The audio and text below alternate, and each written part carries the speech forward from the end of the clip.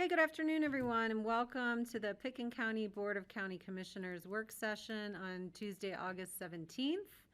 I am Kelly McNicholas Curry, the current chair of the board. Also in the room with me is Vice Chair Patty Clapper and Phyllis Mattice, who's our Deputy County Manager. And joining us from home is Commissioner Greg Poshman.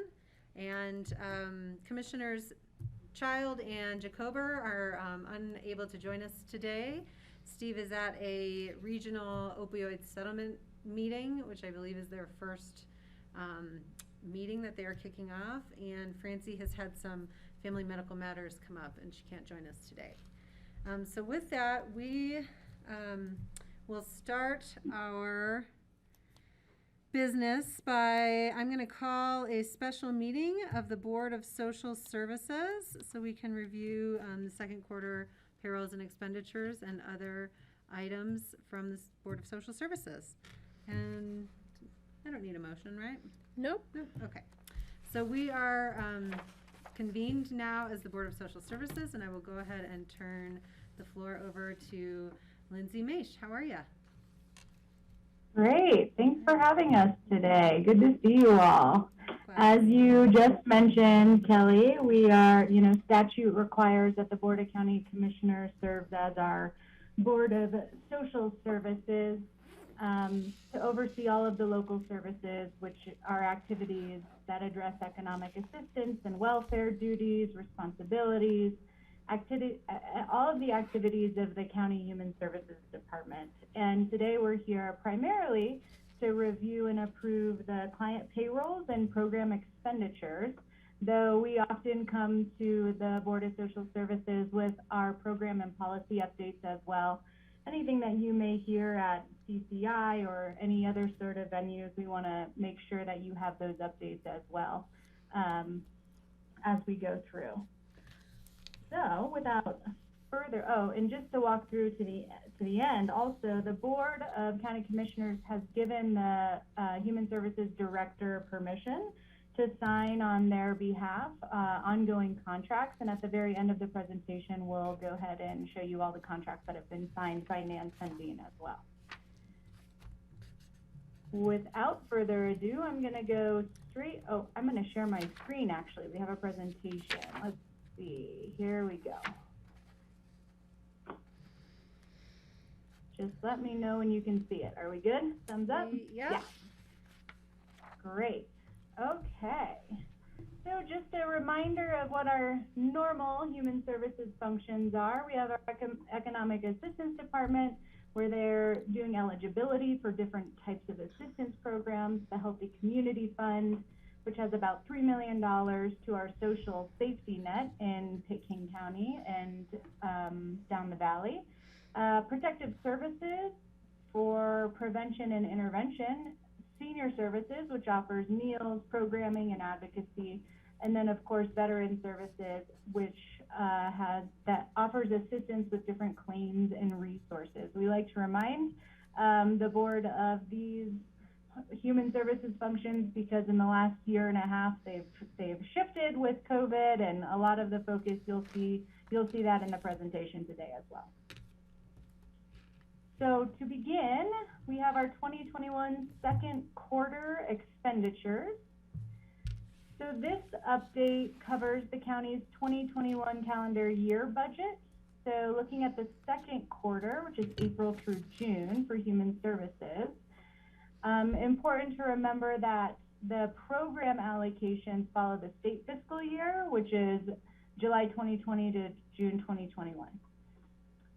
Note that Human Services is currently in the process of our fiscal year 21 closeout. The numbers through June aren't yet final. The anticipation is to be covered in mitigation for child welfare and adult protective services, with the exception of admin, which is pretty typical. However, it won't be finalized until around late August. Human Services should receive some mitigation for admin, and any remaining shortage will be drawn from the Human Services fund balance. From the county's point of view, at this point, it's already been budgeted from the admin, so the shortfall is to be expected. We run into this pretty often. In total, programs, the second quarter Human Services Program expenditures are at about 50%, which is right on track for budget, and program revenues are at 52%, resulting in just a little surplus position moving through the year. For Adult Protective Services, APS, in the first quarter of 2021, Human Services had one additional employee reporting time in APS. There was also a wellness payout, bonuses, and a partial extra pay period. So employees were coding more time working in APS program area. This resulted in some increased expenditures in the first quarter, and in the second quarter, there was one less employee, and the remaining employees were reporting less time. For TANF, all staff salaries are fully budgeted in the Human Service Fund. However, the budget didn't allocate out salaries and benefits to each program area. The budget for TANF salaries and benefits is included in the admin and economic assistance area, but some of the actual costs are charged to TANF. For this reason, the TANF expenditures are showing at a higher percentage than originally budgeted. For child care, Human Services is seeing that expenditures are significantly low here. And that's due to child care facility closures through the pandemic, as well as less people taking their children to care because of fear of exposure in relationship to the pandemic. So in conclusion, the budget versus actual looks really good. We'll continue to review and update the Board of Social Services as the year goes on. I'm going to stop there and ask if there's any specific questions that we can address. Let me look and see if there are any. Okay. You let me know when it's appropriate in the presentation to answer this, but I do have a question regarding the child care, just sort of larger universe of funding, because I am curious about the universal preschool and how that will interact with the CCAP programs at all, and you know what's envisioned, how that's envisioned to help providers, if there's, what the conversation is about the funding formulas that will go to providers, and making sure that's done equitably and makes them whole, I guess would be my concern. And I haven't been following that conversation, so let me know when it's appropriate to get an update. Sure, Sam, do you want to provide an update right now? I think we're going to touch on that under policy updates, talking about the new Department of Early Childhood.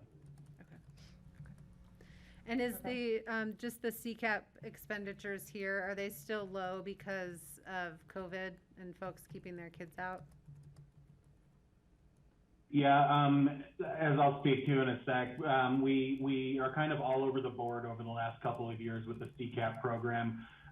You know, for a time, our expenditures kept going up and up to the point that we had to employ some measures to kind of slow that growth, which fortunately increased our allocation, which is great. But with COVID, we've been seeing kind of peaks and valleys with our expenditures on the program.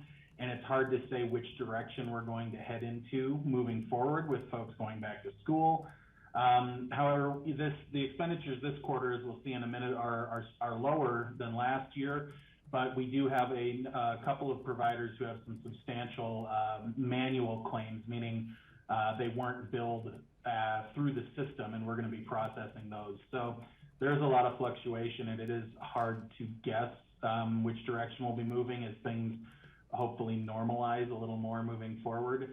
But I think that remains to be seen, especially the first few months here, you know, with folks heading back to school and everything that's going on.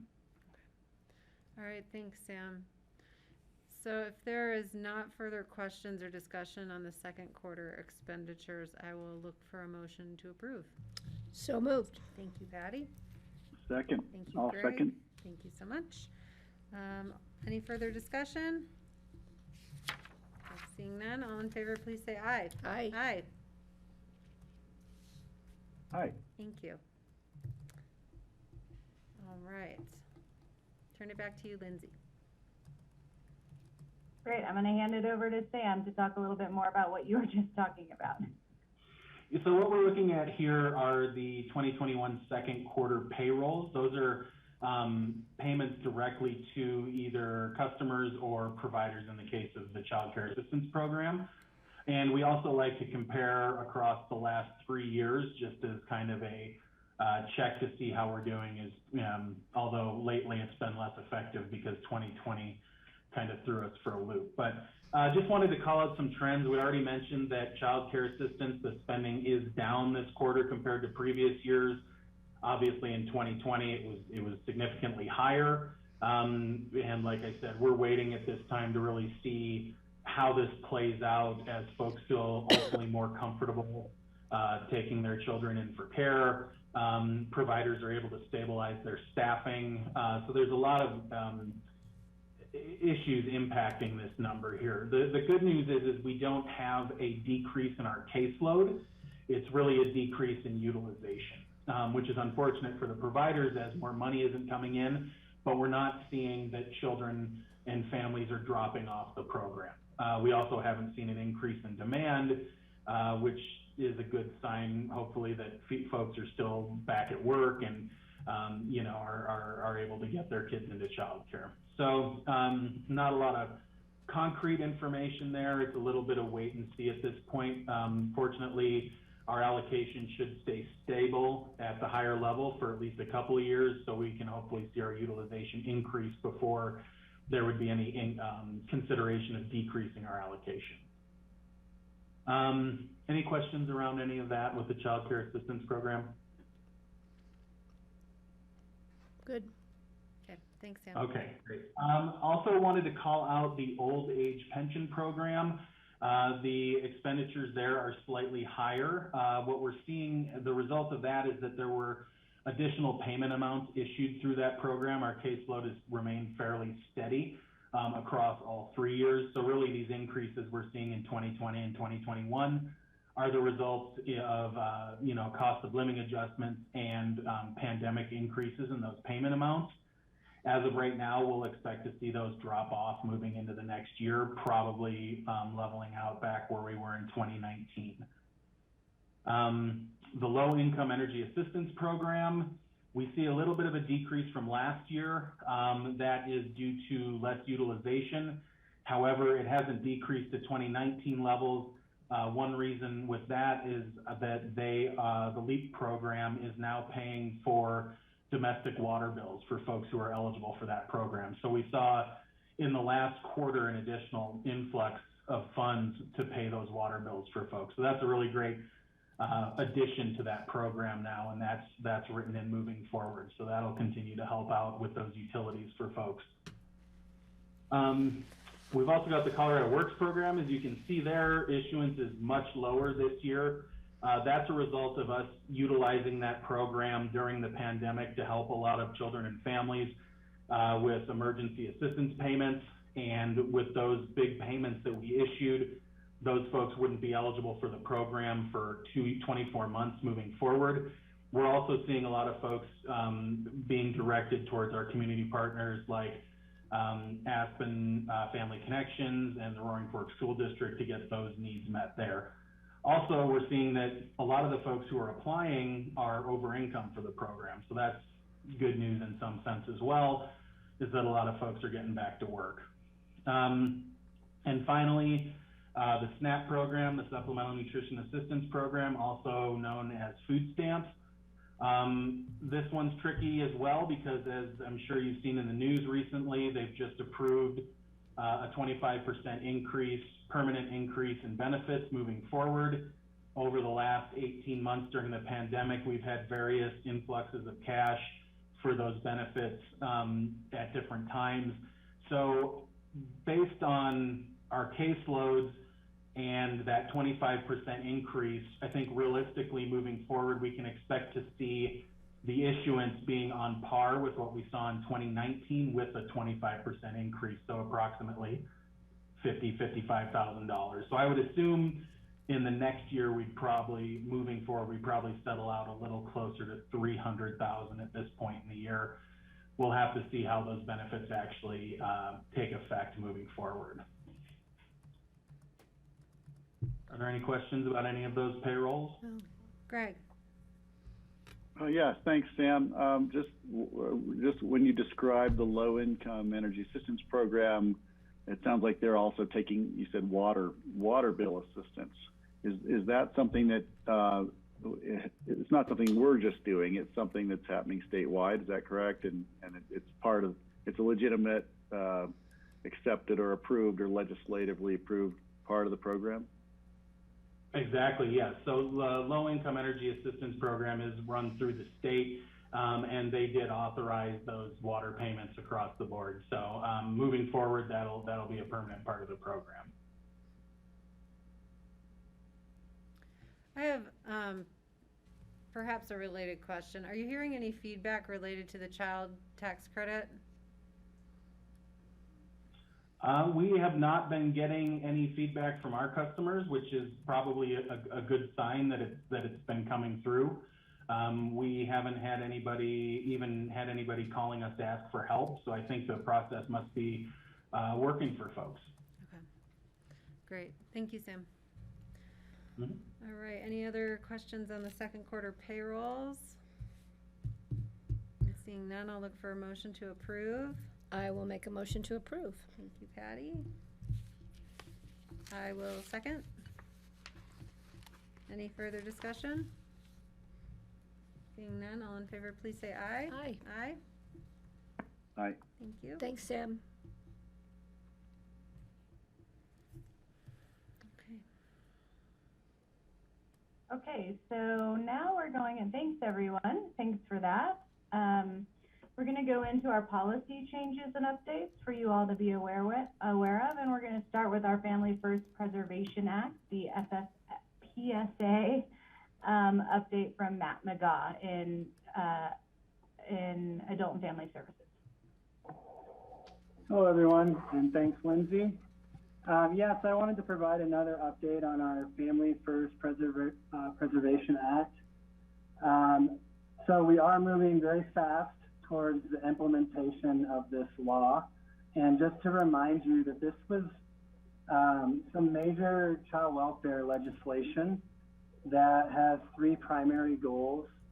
And that's really to increase the number of children that grow up with safe and loving families, that we expand evidence-based services and placement options for children and youth that we are working with, and that we improve the access to trauma-informed quality residential care for those youth who need that level of treatment.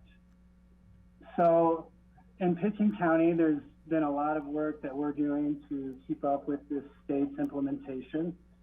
And primarily what we've done right now is there's been a lot of staff training to help our staff understand what resources are going to be, what new resources are going to be available for children, youth, and families. And then also there's a lot of training around how we do the data input. This does impact how we would get federal reimbursement for the services that we do provide.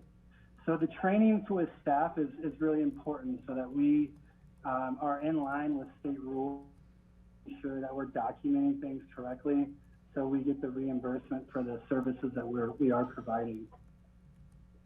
Another big piece that we're doing is trying to expand some of the what they call evidence-based practices.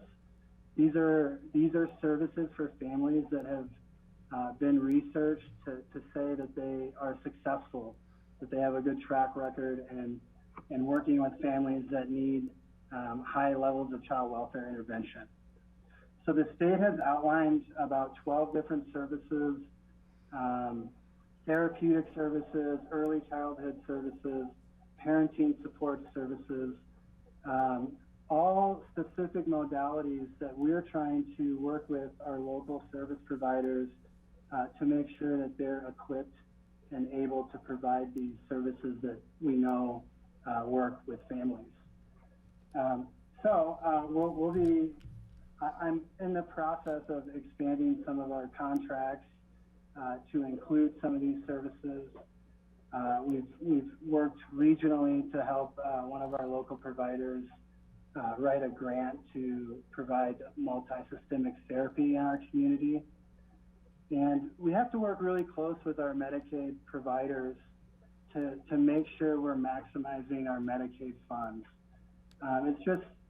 There's just a lot more emphasis on what services are being provided and how we access funds for those. So that will be an ongoing process that will include a lot of collaboration with our mental health partners, our partners at the schools, and with our juvenile justice population. The last big piece that I'll mention that kind of changes how things go is in Pickens County, we've had a little bit of a track record in the last couple of years of having high placement rates in residential facilities. And with the implementation of Family First, the state is training what they call independent assessors to determine when and if it's appropriate to send a child or youth to that high level of care. And we think that this will be supportive to our practice. It'll be more trauma informed and hopefully provide the services for families at the right time so that we can avoid those high level placements for youth that often are outside of our community. So that's my update right now on Family First. I'm not sure exactly what you all are all hearing about this implementation. Just wondering if you have any questions based on that or anything I've presented. Great, thank you, Matt. Questions for Matt? Matt, I'm wondering, will any of the independent assessors be locally based? Are they able to be in our community or close to the community, or will they travel here? How is that going to work? That's a good question. And my understanding is that we would like to have local providers and local professionals be approved to be these independent assessors. Rocky Mountain Health is our local provider on this, and they serve 22 counties. So right now, this is not a local operation we're using. If we were to make a referral for this, which we have not yet, we would be working with somebody that's probably on the front range and going to be doing a telework style interviews to gather information. Okay, thanks. Is that one of the So bigger? hopefully that. Yeah. Sorry, I guess a different question is, what do you see as the biggest gap that we're filling with the Families First implementation? So we've been able to identify 3 local providers that provide these evidence-based practices. And so I think that the biggest advantage that we're going to have, because we are really a prevention-focused county. We want to provide services to families up front before there's a need to intervene from a child welfare standpoint. So really the expansion is we're going to have multi-systemic therapy, which is really good for families that have youth that are involved in the juvenile justice system, or they're just having some family-related issues. And then there's service providers that provide a parent-child interactional therapy, which is a very specific modality where a parent can actually get coached through like an earpiece where a therapist is observing from a different room. So there's another service that we're going to be able to provide. And then also working closely with our family visitor program, there's another local provider. They provide the Nurse Family Partnership Program. And so we're going to initiate a core contract with them so that we can expand services for those people who don't meet criteria that may not be eligible through Medicaid. So we're really expanding services that we think are good and will have a positive impact.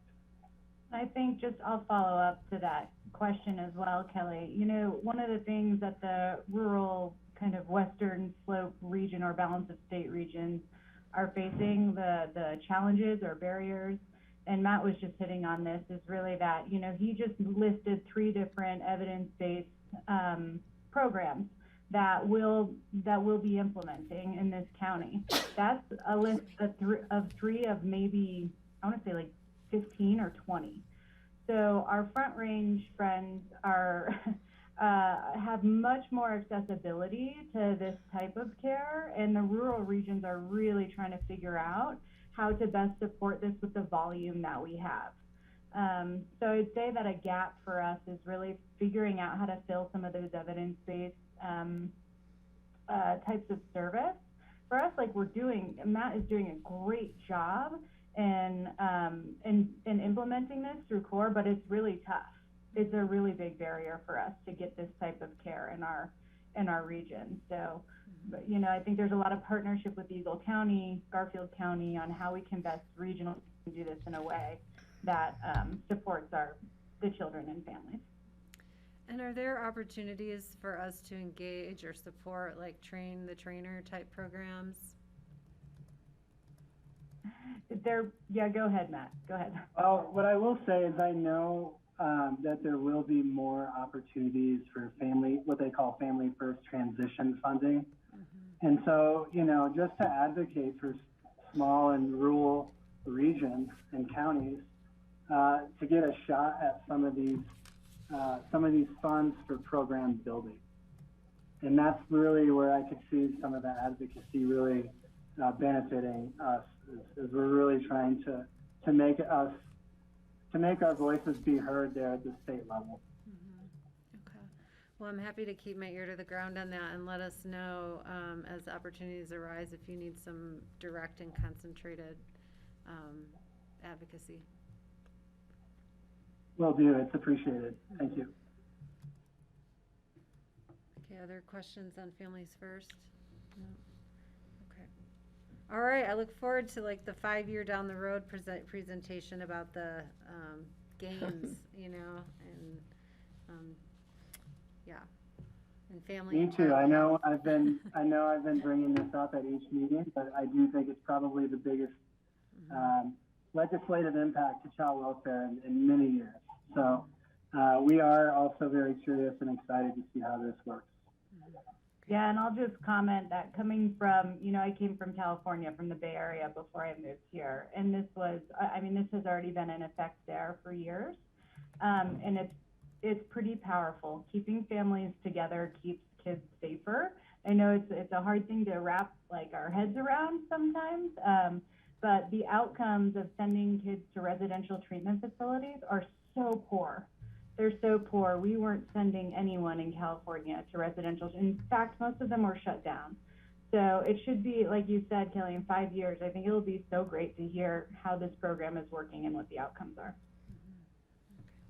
Okay. Great. All right. Without further ado, I'm going to hand it over back to Sam for some more child care assistance updates. Thanks, Lindsay. Yeah, we've got a couple of updates on the Child Care Assistance Program. One is about a rule change that took effect June 1st, and basically what that rule change did is it adjusted the structure for calculating parent fees for the program. So the way the Child Care Assistance Program works is when a household applies for the program, their income is calculated, and then it's determined based on their income a percentage of the total cost that that household would pay before the program begins paying for the care. The adjustment that they made at the state is, rather than have that looking at the full spectrum of the parent's income, they excluded any household from paying a fee that is below 100% of the federal poverty level. So all of those households that are below that 100% of the FPL, they're no longer paying a parent fee whatsoever. Households over that will start to pay anything over the 100% will pay 14% of each dollar over that amount. So at the end of the day, this really does work out as a benefit for local families. The parent fees are decreasing across the board, and it really eliminates those parent fees for the households that are on the lower end of the income spectrum there for the program, meaning that the care for their children will be paid for by the program if they qualify. Another change that didn't really impact Pickens County, because we already had our absences set at a higher level than a lot of other counties in the state, is they increase the number of absences each month that a provider is allowed to charge to the program. So an absence is essentially when a child doesn't attend care, the provider is still able to recoup the cost of that slot by charging for that absence. So in Pickens County, for providers that have a quality rating of 1 or 2, they could charge up to 6 absences per child per month. And the providers that have a rating of 3 to 5, which is a higher level of quality, we're able to charge up to 7 absences per child per month. So we were already at that level. The state just brought the rest of the state up to that as well. Are there any questions around any of those changes? That's a good change, though, for parents to know that when their child is sick, rather than drug them up and send them to school, they can stay home with them and get them to feeling better and not spread things around at the child care facility. So that's a great idea. Yeah, I think that the pandemic definitely prompted that change there at the state level. We're happy to see that. All right, if there's no questions, then we also just wanted to mention, and I know we spoke to this earlier, that the Department of Early Childhood, which was formerly under the Department of Human Services, has now become the Department of Early Childhood instead of the Office of Early Childhood. Sorry, I misspoke. So they've become their own standalone department at the state at this point. The main reason for that is this push for universal preschool that is supposed to be funded starting in 2023 using the nicotine tax from the 2020 Proposition EE.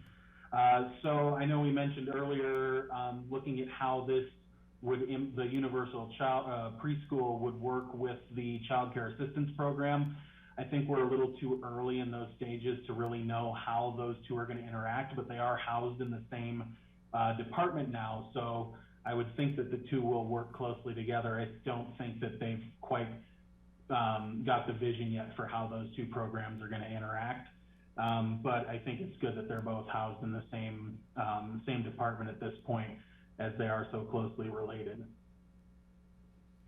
So help me just understand a little bit, because I'm thinking of if you have children going into preschool, you're going to be curious about how this affects. So do you understand, the tax raised by the nicotine, will that be distributed per county? I guess I'm wondering, will that be distributed per provider? How does that work? I haven't seen anything concrete on this yet. I would assume that this would be something set up through the state. I don't see them creating a new program similar to the child care assistance program. Now, I could be wrong. They might just expand CCAP to include preschool payments, but I feel like since it's so across the board with the attempt to make it universal, that it would probably be something handled at the state level, and the reimbursement rate would be a little easier since it would cover all children in that care. But I do know that they had mentioned in their release that sometime in 2022, they are trying to roll out some care for lower income families, some preschool care for lower income families, I think is kind of a beta. So at that point, maybe in the next 6 months, we might start to hear more about what that's going to look like and see if there's going to be any responsibility at the county level for administration of that program. And do you know, is universal preschool defined as a certain number of hours per week or month? The initial plan, yes, is a certain number of hours. I don't remember off the top of my head exactly what those are, but I know that by 2023, they are hoping to have that be just across the board access to preschool for all of Colorado children. I would have to go back and look at that press release on what the hours are expected to be. Yeah, I'm sure more details will emerge the closer we get to launching, but it's exciting. Okay, Patty. Yeah, I think this is a great plan, but for me, the problem is there's no facilities for preschool. So you may be offering free preschool across the board, but there's no place to provide that preschool. So it's doubtful, unless you tell me differently, Sam, that any of these monies are available for capital to actually build or retrofit facilities to accommodate for these children. As we know, we have a hard time finding spaces now for kids. I'm not sure what'll happen when everybody can jump on the bandwagon and take their kids to preschool. They couldn't afford to now or just wasn't available. And I don't know how we're going to solve that problem. But that's a huge issue. So as far as you know, these monies are not going to building facilities. They're going to paying for providers to provide the service. That's what I understand at this point. Now, I'm assuming that if the tax comes in higher than they initially expected, maybe there would be some funding for capital or maybe grants.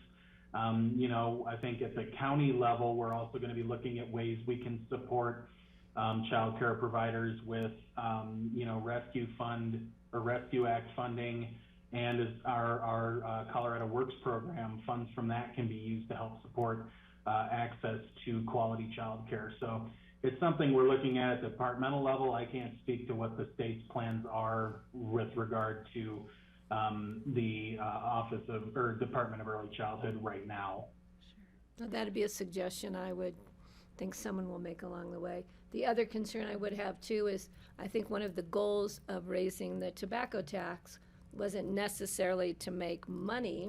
It was to deter people from smoking or using tobacco and nicotine products. So kind of like our renewable energy mitigation program was created so people would do the right thing and not just pay into a fund. So I hope that they have a future plan for when those tax dollars are actually going down, which would be a great thing for the health of our communities. But I think that's going to be interesting to see what happens in the future. When you come back in 5 years and give us that updated report. Thanks, Sam. No problem. Okay, I'm not seeing other questions. Great, so we'll move on to talk about security for Colorado seniors, Senate Bill 21290. Go ahead, Chad. Sure, thanks, Lindsay. I just wanted to bring this up. It's very rare to additional monies find their way into the older adult population at a state level, but we are here right now. So kind of at the 11th and a half hour, the Senate passed Senate Bill 290, which in short provided a one-time only $15 million to the Area Agency on Aging across the state. And so right now, what the State Unit on Aging and the Area Agencies on Aging are trying to figure out is how to spend that money. The statute language is pretty vague, except for it's supposed to go toward the well-being of older adults in Colorado. And so the state unit, the state office, and the regional AAAs are working with some partners regionally and across the state, determining what the kind of allocation process will look like, and what and exactly how those monies can be spent. We're not necessarily anticipating to know for another month or two exactly what that process will look like. Myself, and I'm sure Commissioner Childs, sitting on the Strategic Action Planning Group on Aging, are involved in some of those conversations, particularly advocating for small rural communities and some flexibility if the AAAs do some type of grant process or grant program to local and regional providers of what those funds can be spent on and for, if it's direct service programs or even small capital projects. We just don't know. And talking to some of my state counterparts, they haven't seen this type of money in 50 years. So no one has any idea what to do with it. And we're trying to figure it out, which is exciting at one point, but also, we want to be able to set up for success across the state and have some type of equity around the state. So those larger communities, demographically or otherwise, aren't taking very large portions of those funds, when smaller communities that maybe aren't as fortunate as some others are kind of lagging behind. And the state is very aware of that and is trying really hard. And even some of the large the Big Ten are very aware of that as well. So doing what they can to make it as equitable as possible with a decently sized yet rather limited amount of funding across the state. So I just wanted to bring it to the board's attention. And I'll hopefully by third quarter report, I will have actual concrete information of what this means, possibly locally. Patty? Yeah, so Chad, what you're saying is, ironically, this opportunity is one we usually find in reverse. Usually we have a program and don't know where we're going to get the funding. Now we've got the funding, we just don't know how we're going to create the program.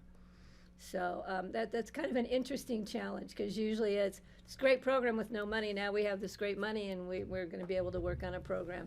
And that's kind of refreshing, because now you know kind of where your monies can go and how to design a program to best utilize those funds. So again, like Kelly said, let us know if there's any challenges you see in with Steve. We can get Steve's help, but you know, other you know, influences that we might be able to have at a statewide level, just let us know, and we'll jump in on that for you. Yeah, I appreciate that, and we will just kind of wait and see what that actually will look like. It is kind of different than normal, but it sounds like the state really wants to try to be as flexible as possible, knowing that this is a one-time, possibly a one-time ever opportunity. So it will be interesting how things move forward. Thanks, Chad. We'll also have, in our presentation today, we're going to talk about the Human Services Division Strategic Plan, which puts us in a position for this kind of thing when there is money coming down, that we have a plan and we have some actionable steps that we're taking towards that. We'll get there in the next slide, but it's certainly helpful to have a plan in place. Okay, other questions on SB 21-290? I'm not seeing any. Let's keep going. Okay, then we're going to move on to our program changes and updates. Chad, since you were just talking, I'm going to let you keep talking about ESF 6, Emergency Support Function number 6, Mass Care and Shelter. Sure. So during and now currently with the pandemic, if needed, Human Services stands up as Emergency Support Function 6 in a disaster, which covers more or less all the areas of human services, specifically focused on mass care and shelter. So we continue to operate and function as such when needed. We do regularly meet as a ESF 6 group and report back to the community, our community partners, and report back to county administration and some of our operations and the trends and gaps that we are seeing in relation to the COVID pandemic. That is the primary function that we're carrying out right now, is a liaison between the county and our community partners, while also continually to work cases of people that need additional support around access and functional needs. Matt and his team primarily cover that area. Any other financial or economic supports that individuals may need. And then, of course, working with community partners around food and food access with some of the food pantries and mobile food banks. So it's, you know, this is something that will probably be a regular agenda item for Human Services going forward for quite a while. Some of the work may shift and change, and and minimized, but it will probably not really go away, if you will. Particularly with the future being kind of unknown in relation to the COVID-19 pandemic.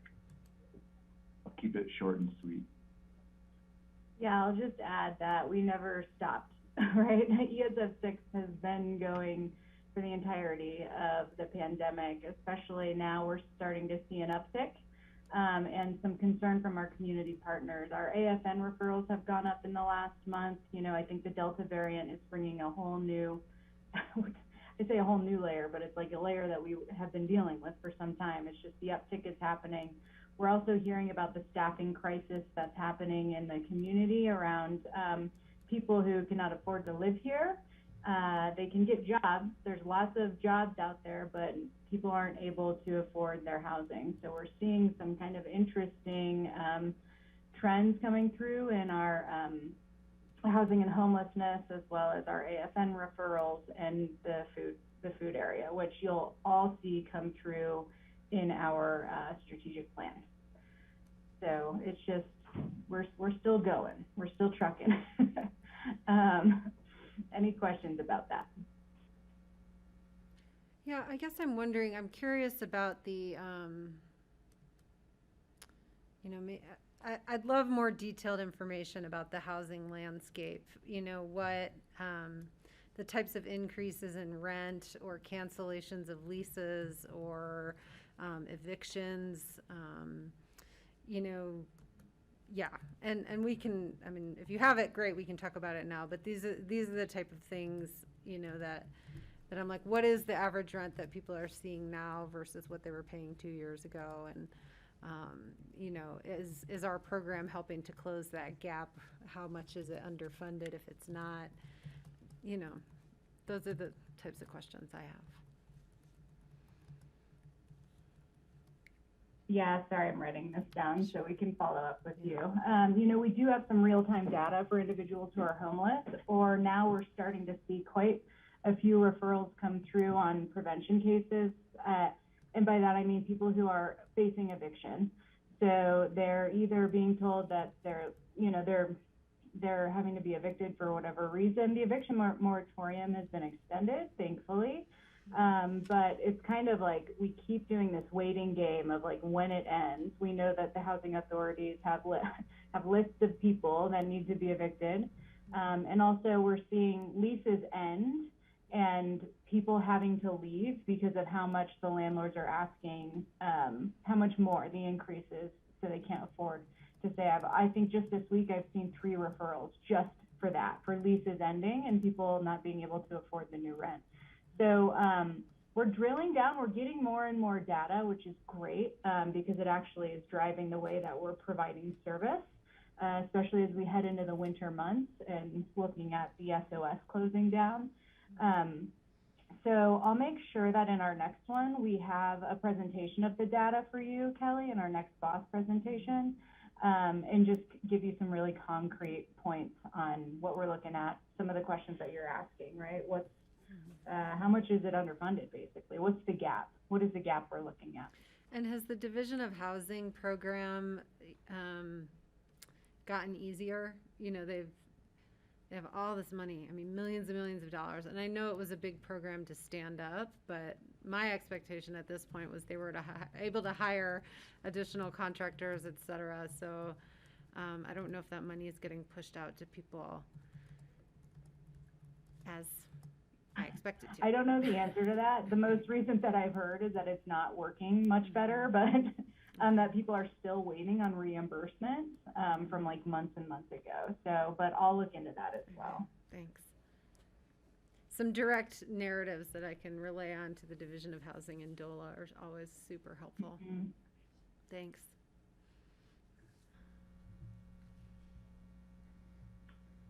Okay. Any other questions about that?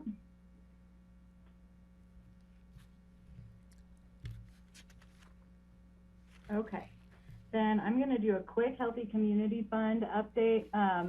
It actually wasn't in our AIS, but it came to me. It came to me yesterday. thinking through, we've moved into this new software where we're gathering all of our grant applications, doing tracking outcomes of all of the applicants, all the different organizations.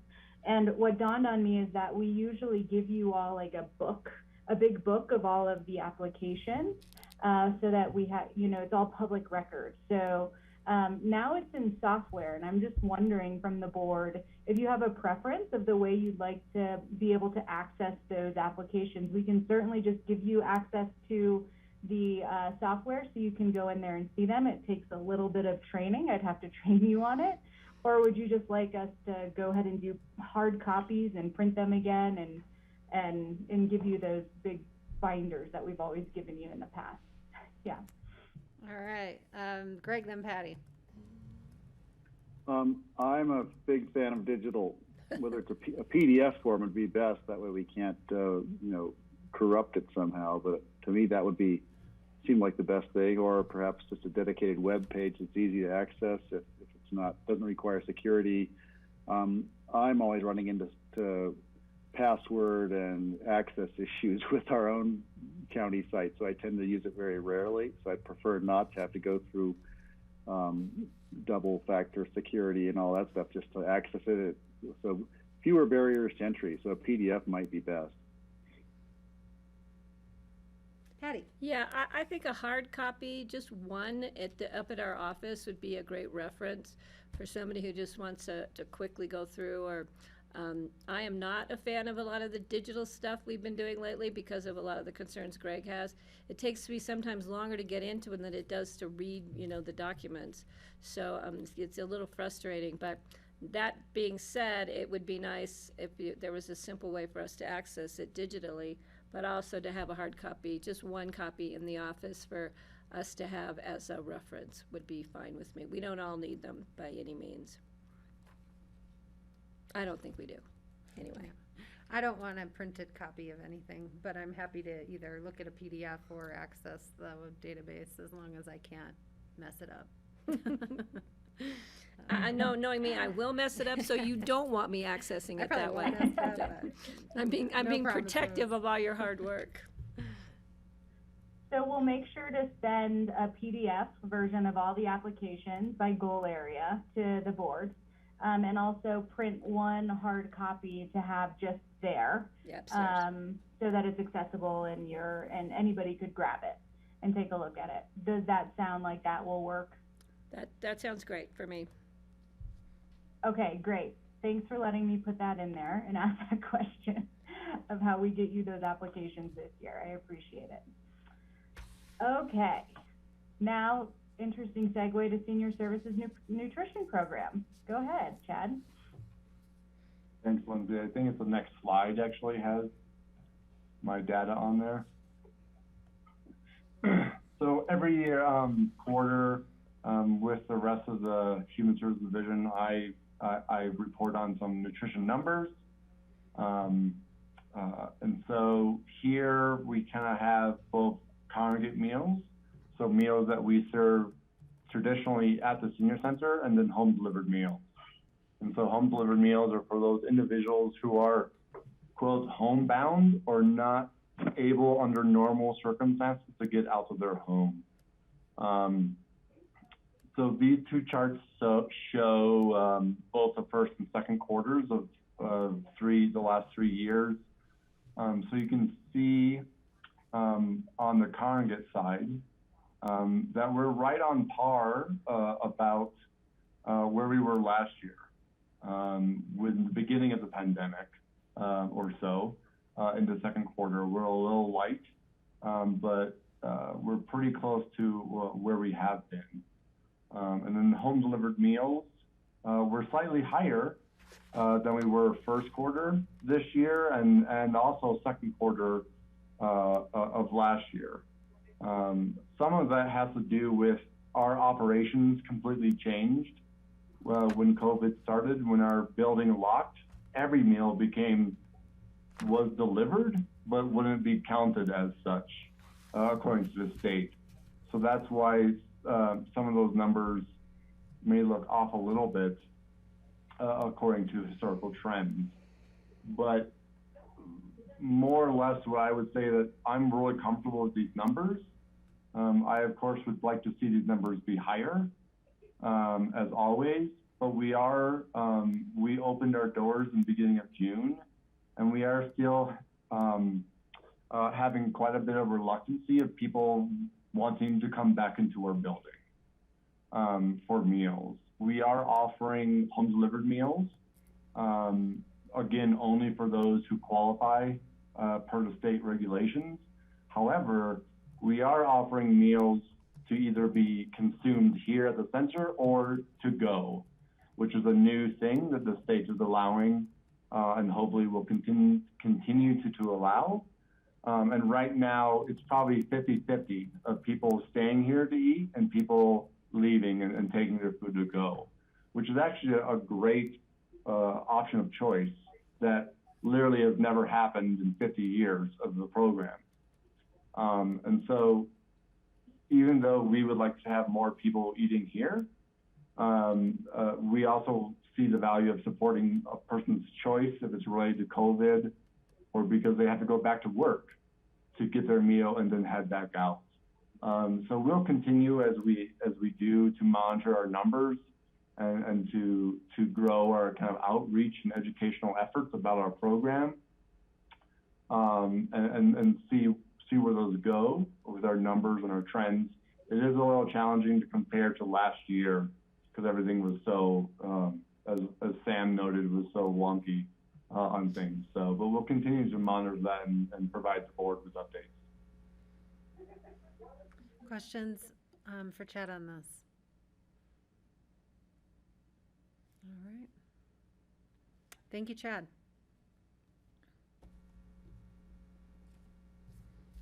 Okay, and almost lastly, not quite, we do the contracts last, but we have our initiative updates. So the first thing that I'm going to talk about is the Human Services Strategic Plan. I went back and looked at the last couple of BOCC memos that we had done and realized that we hadn't circled back with that. We had sent surveys out to you all to be part of the process in our Human Services Strategic Plan. But we hadn't followed up. So today we're going to give you an update on where we're at with that. Basically, we have a finalized document. We worked really closely with Omni Institute Consulting Company, and this was really in the creation of a 1 to 3 year plan to align our community needs and values with the work that the division is doing. And we did this right in the midst of COVID, I think, which was smart. I think it was actually a smart thing to do because it laid the foundation down for us to think about this as a response and recovery for the next, I think some people are saying 2 to 4 years. I mean, this is a 1 to 3 year plan, so it's really something that's going to be able to help support us. The vision of Pitkin County Human Services is that the people in Pitkin County thrive within our vibrant, safe, healthy, and inclusive community. And the mission is to engage with individuals, families, and our community in order to inspire hope and strengthen resilience. So going through the process, what happened through community survey, we surveyed our community organization partners. We also just surveyed the community and the population as well, and pulled out 4 really high-level goals that were identified across these three main categories. The 3 main categories being basic human needs, which is really the work of human services, systemic change and what that would look like as a community, and then capacity building, and really what are we going to need internally for us to be able to support this strategic plan and our further development of the division. So within the first category in basic human needs, what was pulled out, there are subcategories, and this is where some of our high-level goals are around. So the 3 for around basic human needs were food security, affordable housing, and the safety of individuals in the community. And this, again, came out of a lot of the survey data, and then the team, the division, really doing work on what made the most sense for us, what is in most alignment right now, and what seemed like the highest priorities for us to consider as we move forward.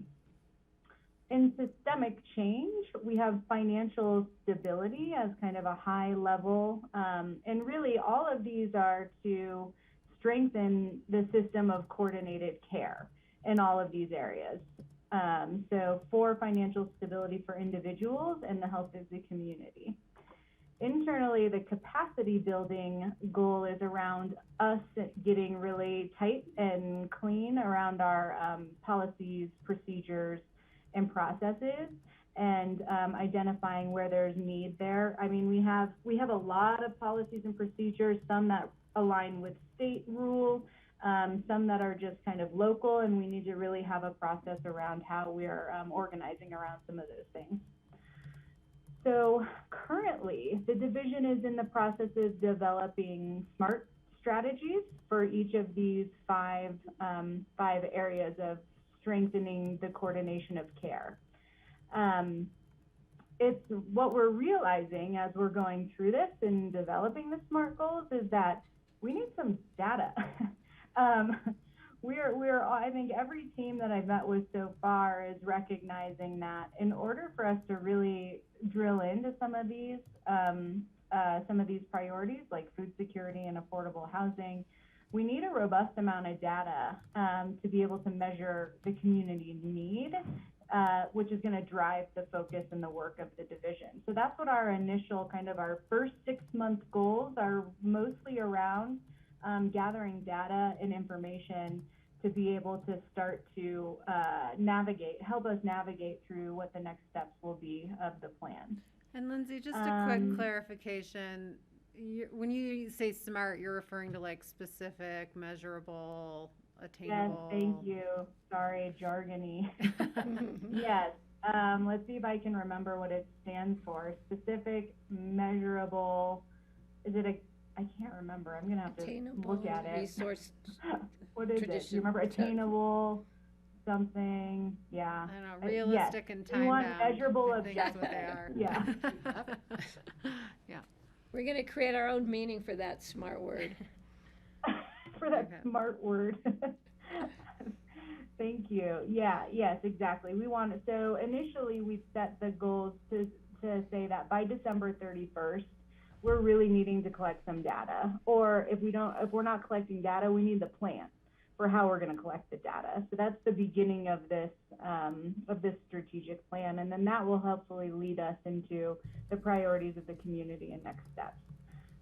So we're going to continue developing SMART goals throughout the 1 to 3 years. So probably every 6 months, we're going to keep looking at them, updating the goals, and we'll keep updating the BOCC on what the Board of Social Services on what those goals look like and the progress on them as well. Let's see. So we all realize that we probably are going to need a little bit of funding to be able to gather some of that data. So in our first 6 months, we're seeking different funding opportunities that may be able to help us coordinate some of these processes, but also waiting on the roadmap conversations and seeing if there's any alignment there for us to consider as we move forward with this plan, because I think there will be. All right. Are there any questions about our strategic plan?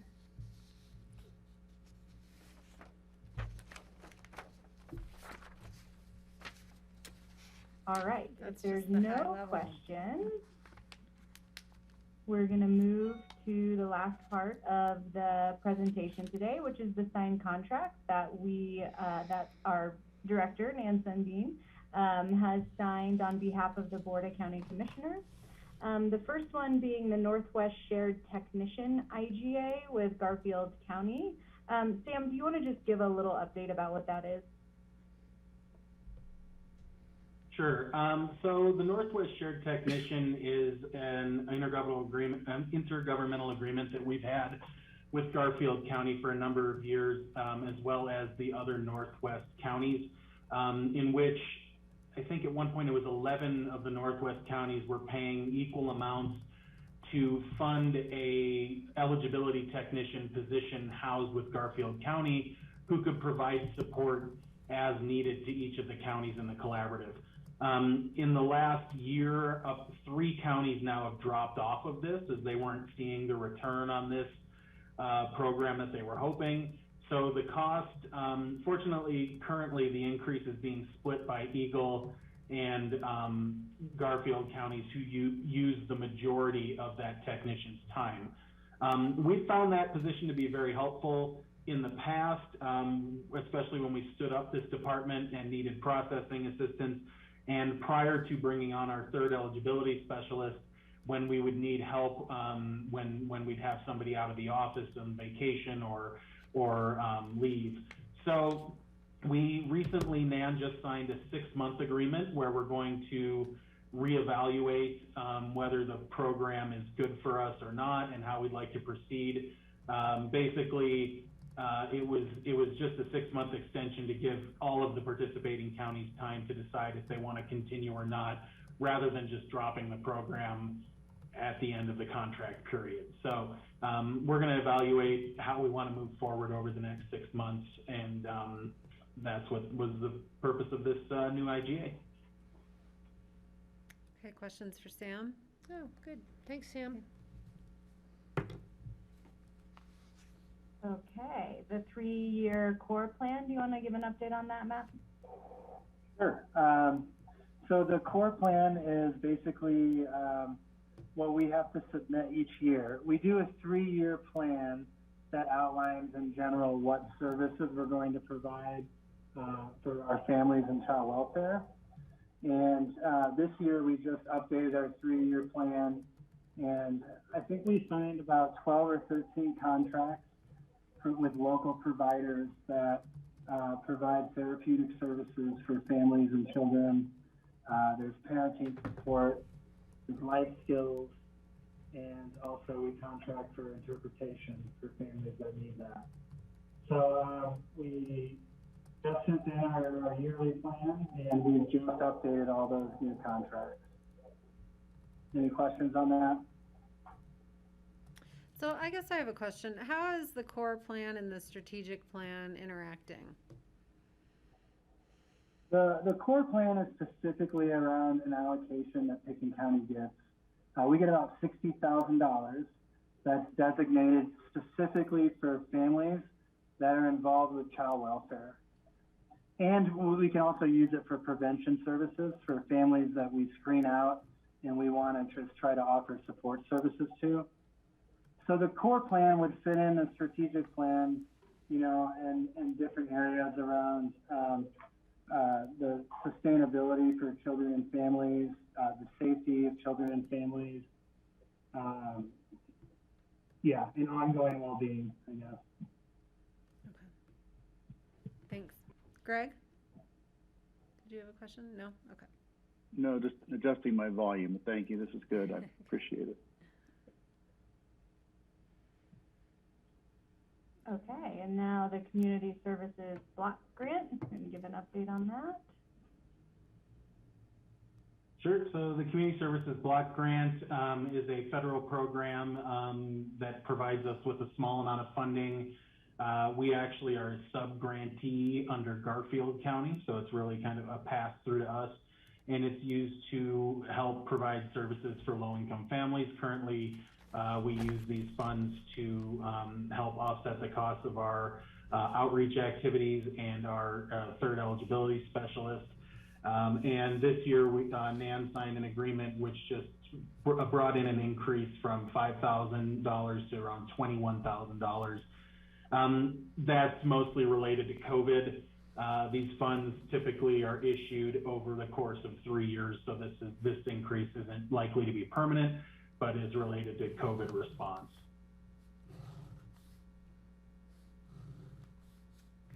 Questions for Sam? All right, last one. Okay, and lastly, the Community Review Panel Report. Do you have an update on that one? Here, I'll do it. Here we go. So each year, the county is responsible for reporting any grievances made to the Citizen Review Panel related to child welfare response and the work in the county. This year's report for Pekin County didn't have any complaints or grievances to be reviewed, so any and all grievances were addressed by staff and did not rise to the level of review. Pekin County's citizen review panel consists of Jackie Scramstead with Mind Springs Health, Shell Pedregosa with Response, and Shirley Ritter with Kids First. Okay, questions on this? No? Okay. All right, so I just realized that I missed a couple of sections. I didn't mean to, Sam, I'm sorry. But Sam has some Medicaid updates for you all, so I'm gonna go back. I'm so sorry. I was joking, it is No my worries. first rate rodeo this I think time. we're all so. deft enough here. Any grace is any and all grace. I appreciate that. Here you go, Lindsay, Sam. even as they say, even your second rodeo, you get it passed. Well, that's good to know. I'll remember that for next time. No worries, and I'll keep it short. We just had a couple of updates from the Economic Assistance Department as far as changes that we're seeing. One thing we wanted to bring to your attention is our Medicaid caseload. As you can see in the graph here, since pre-COVID, our caseload has grown from just over 1,300 individuals to close to 1,900 individuals. So, and a lot of that is a result of what's called folks being locked in. So with the public health emergency declaration around May, all of the folks who were enrolled in Medicaid at that point were termed as locked in, meaning if their income did return to normal, they wouldn't be taken off the program regardless of what their income was until after the end of the public health emergency. So there is a portion of this, of these individuals who at some point will be dropping off, which creates a concern from a community standpoint of these folks haven't been having to pay for health insurance for some of them over a year. At the point they drop off of this, once, now that their income is over the income limit, it'll be a kind of a cliff effect, and we worry how that might impact folks who are, adjusting to kind of the new way that things are, and all of a sudden having to either decide whether to be uninsured or to find private insurance, which might be expensive and impact their finances. Also, it's worth noting that when the point comes where these folks do drop off of the program, our department is going to be required to redetermine every single one of those cases to determine whether or not they are still eligible, and if not, discontinue the benefit. So we're going to be seeing a substantial workload increase. The state has provided some additional funding. However, it's not particularly useful for us as we're a small department. We only have so much overtime that could be worked, and to process these cases is a specialty skill. So finding somebody to step in for short-term eligibility processing isn't very likely. It's an interesting thing to see that the number of the folks on this is more than 10% of our population right now. So the potential impact is significant, and we'll try to keep you posted as we move forward. It's not something we see happening right now, especially with the way things are going around the Delta variant. We might see this locked-in period extended, but we did want to bring that up. Are there any questions around that?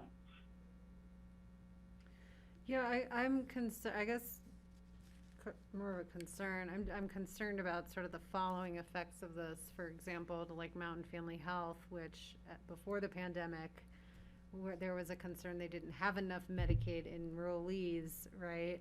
And so there was a wait period for people. And, are we actively having dialogues with them about preparing for any cliff effect? We are working with them, especially around what's called attribution. So when folks sign up for Medicaid, based on a variety of different reasons, they are attributed to a particular provider. Now, what we're seeing is because of geographic location, a lot of folks are getting attributed to providers that are technically here in Pitkin County, but don't actually see Medicaid customers. That's a concern we've raised with healthcare policy and finance, is why are these providers even considered participating in the program if they aren't actively seeing Medicaid members?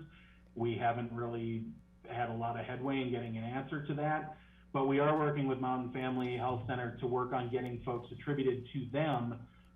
It's something that folks can do. It's an option. However, most people, when they get enrolled in Medicaid, they get a huge stack of papers.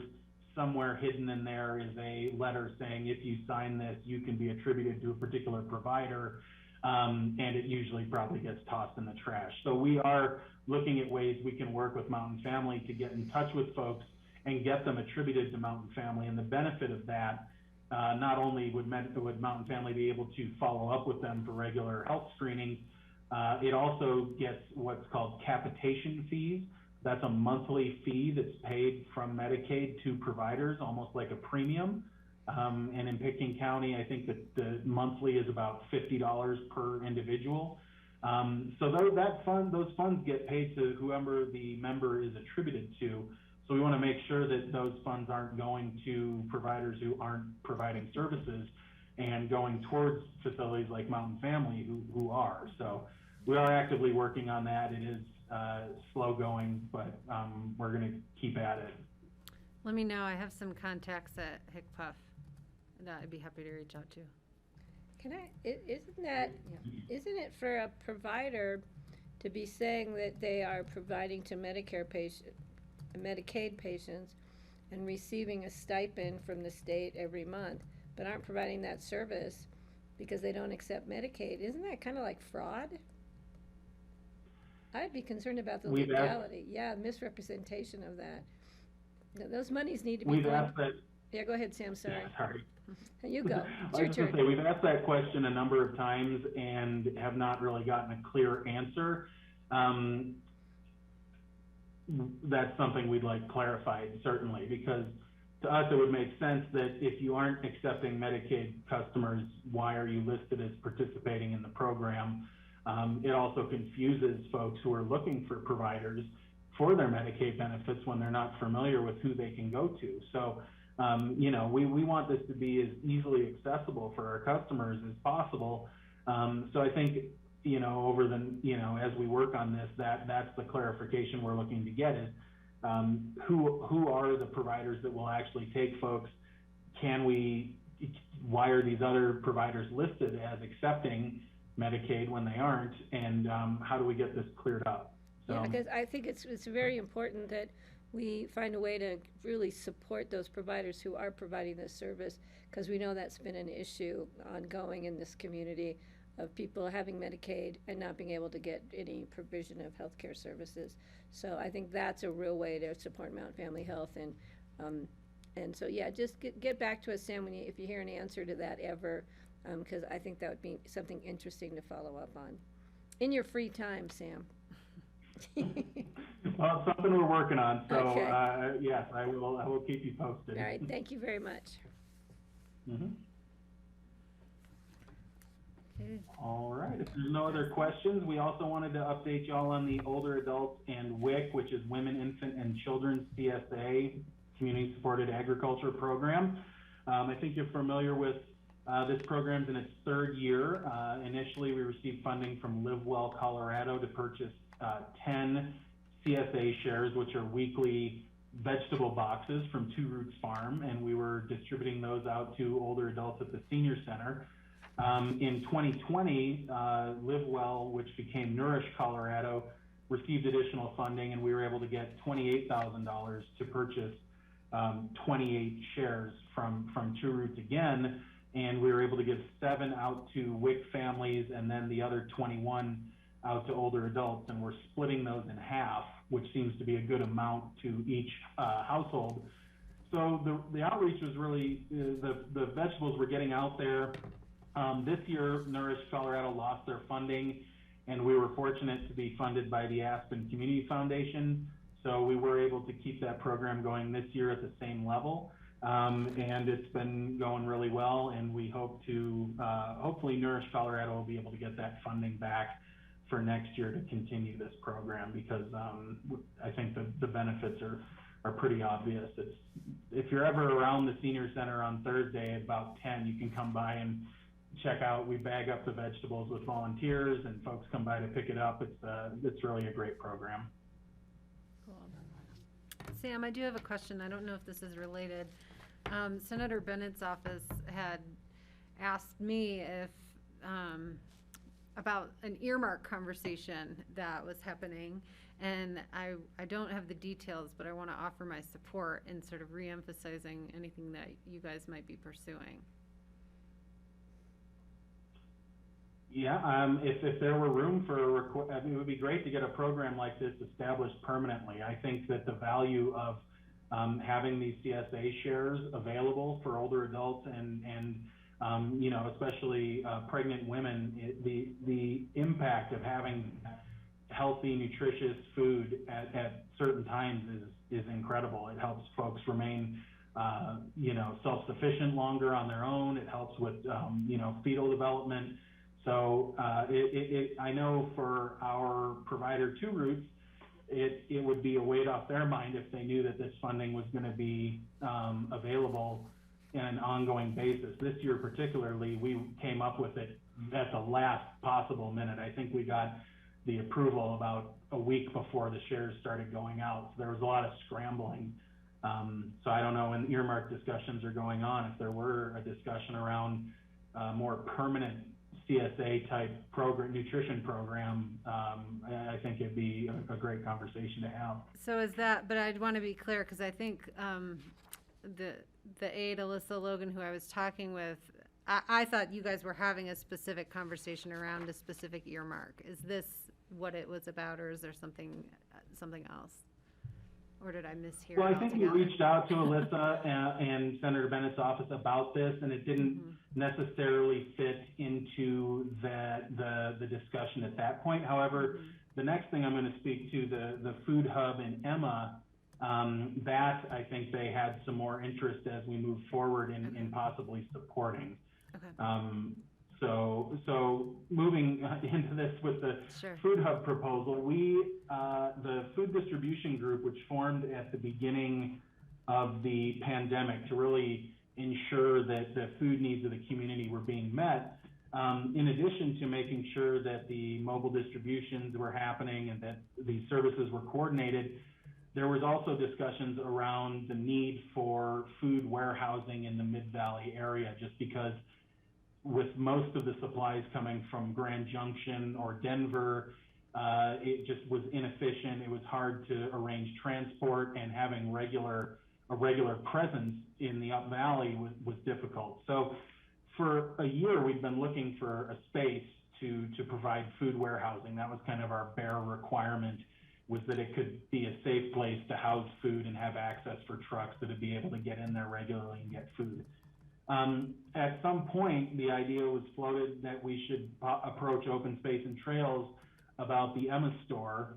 We knew that they were looking for a possible use for that location, and it seems like a great spot for a more comprehensive food hub. So so myself, John Doherty, who's the interim director of Lift Up, Sue Ellen Rodwick with Sue Ellen Rodwick with Food Bank of the Rockies, did a site visit with Gary Tenenbaum, and everyone involved thought the space had real potential. And one of the great aspects of this space is that it would also be able to help support local agriculture with storage and also educational opportunities.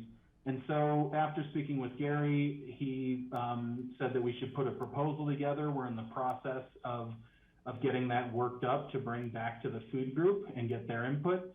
And then we will be looking at approaching Open Space and Trails with this proposal to develop the site into a food warehousing site, a production kitchen so that gleaned foods can be processed and saved, a root cellar for local farm, as well as incorporating aspects of the bike path into that as well, so that it can be an interactive site for folks in the community. So we're really excited about that proposal. And like I said, I think when I talked to Alyssa, Senator Bennett's office wants us to keep them up to date on how that's moving forward, as there might be funding through some of their programs. We're looking at hopefully, trying to find funding through the Rescue Act.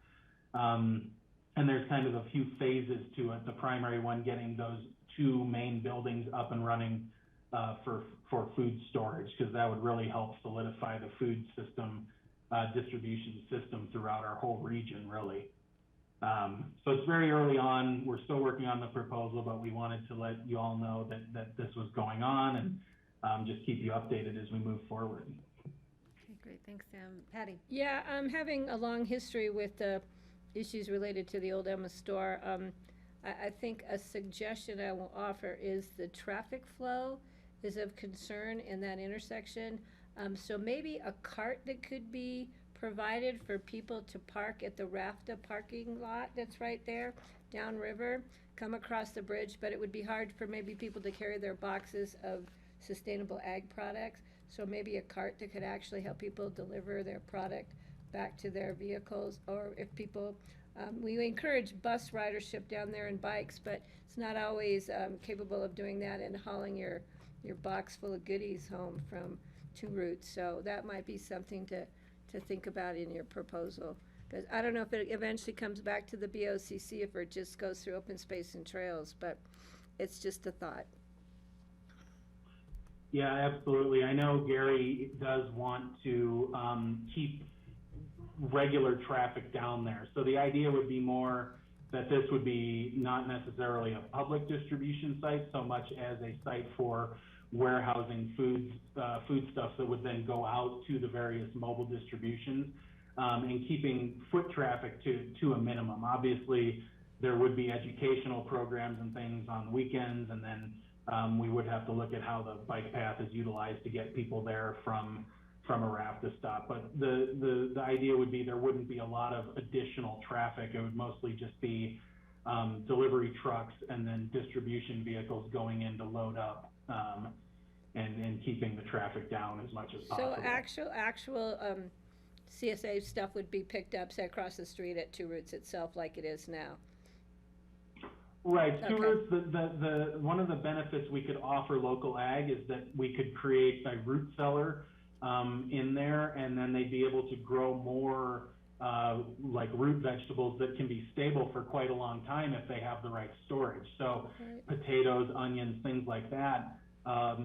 Right now they're having to only grow so many because they can only sell so many at the time they come, that they're ready to harvest. Now, if they had storage, they'd be able to produce a lot more of those that could then be distributed throughout, over 6 to 8 months the rest of the year. Great idea, Sam. Thank you. Greg? Yeah, Sam, thanks for bringing this to us. It's great to see it get to the board in this report. I'm enthusiastic about it. As you're moving forward and talking to open space and making plans, whether it's just storage or cold storage or a kitchen, a root cellar could also include a storage for a canning program, as we did in the old days in the valley. Everyone had a root cellar, and it was full of their canned preserves from their garden, and that's what got them through the winters. And maybe a demonstration site for that at some point would make sense. I was going to say, when you begin this, please incorporate CORE, Community Office for Resource Efficiency, because a lot of the new technologies now, some of these refrigerated trucks actually have solar roofs and are covering maybe just the daylight hours of their refrigerated costs. And it'd be nice if this facility was actually, even potentially a net zero or off the grid facility as it gets developed. I could imagine it being an incredible use of that space as a demonstration facility and a really valuable asset to the community, since it's just kind of been sitting there all these years. It would be great to see it put to use in such a way.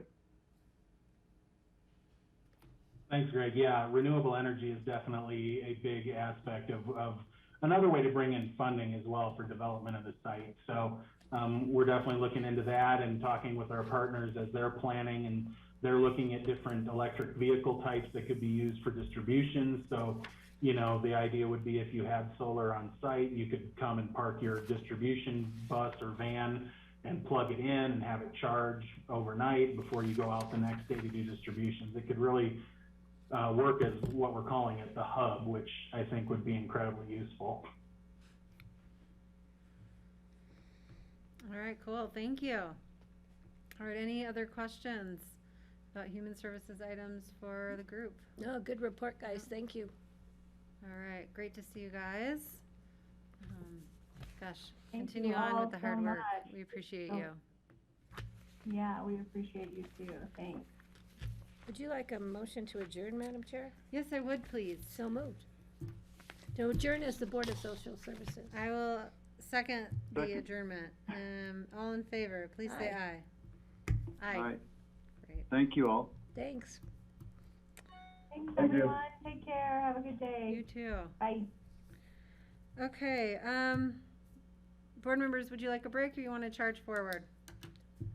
I can go for future 5 minutes? agendas. 5 minutes? A break? Can do that, okay? 5 minutes? We'll be Okay. reconvene at 2:35, please. Thank you.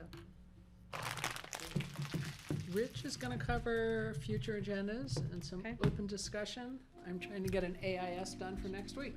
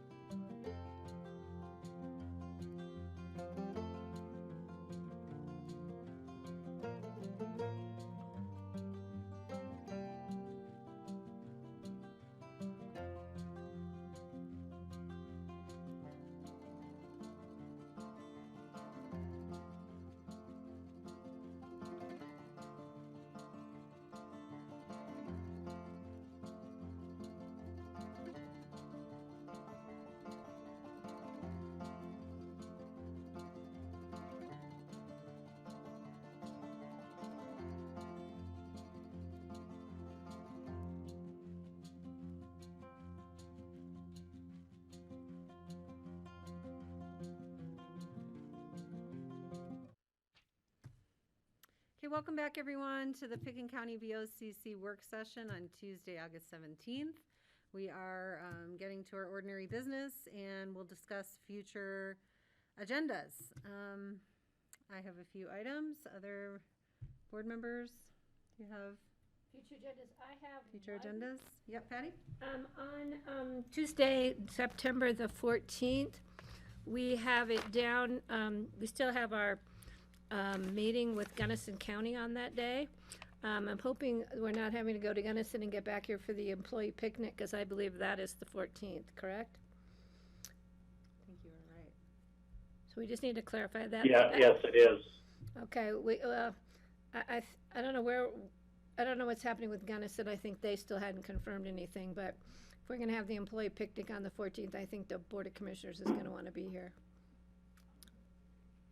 Yeah, I might, yeah. Patty. I'm sorry, in the notes here, it does say that Charlotte's still working on a date with them, but wanted to know if there's a preference, if you would rather do it in person or virtual, depending on whatever date we land on. Is there a preference from the I board? would like to do it in person, but it's always a tough one, but I just think it's better for relationship creating. So I did run into the chair yesterday morning, and he had indicated that he thinks they would either like to host or do it virtually, given their agenda schedule coming up. So we'll have to decide if we would like to, we would like to travel over there or to hold it virtual or not. Greg? I'll walk over. Me too. Anybody want to go? Yeah, I'll drive back. I'll drive over and drive you home. How's that? perfect. I'll be your car person.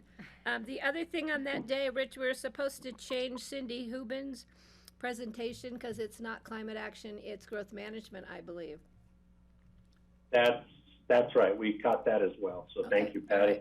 All right. So that was my only thing, Kelly. Thank you. Sure thing. And then,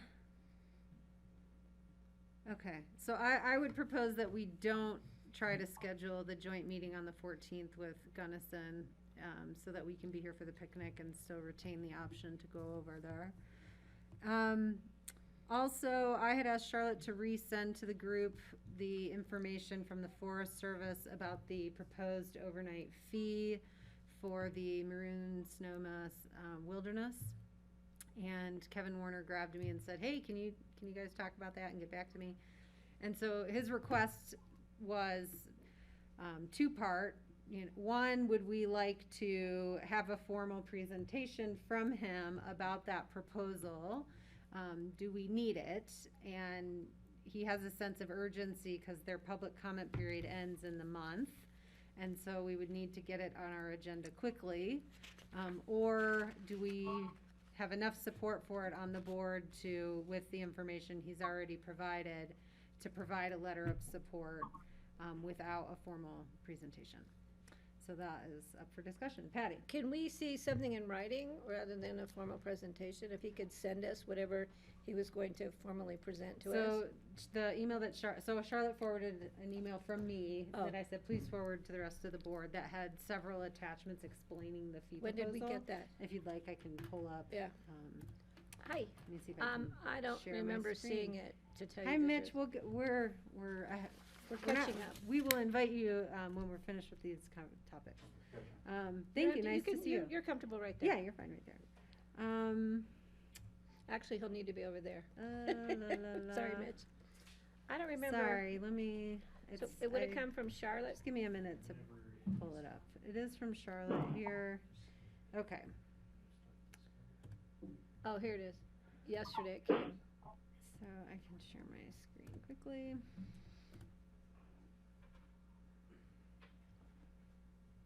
All right. I did get it and I did open it. Okay.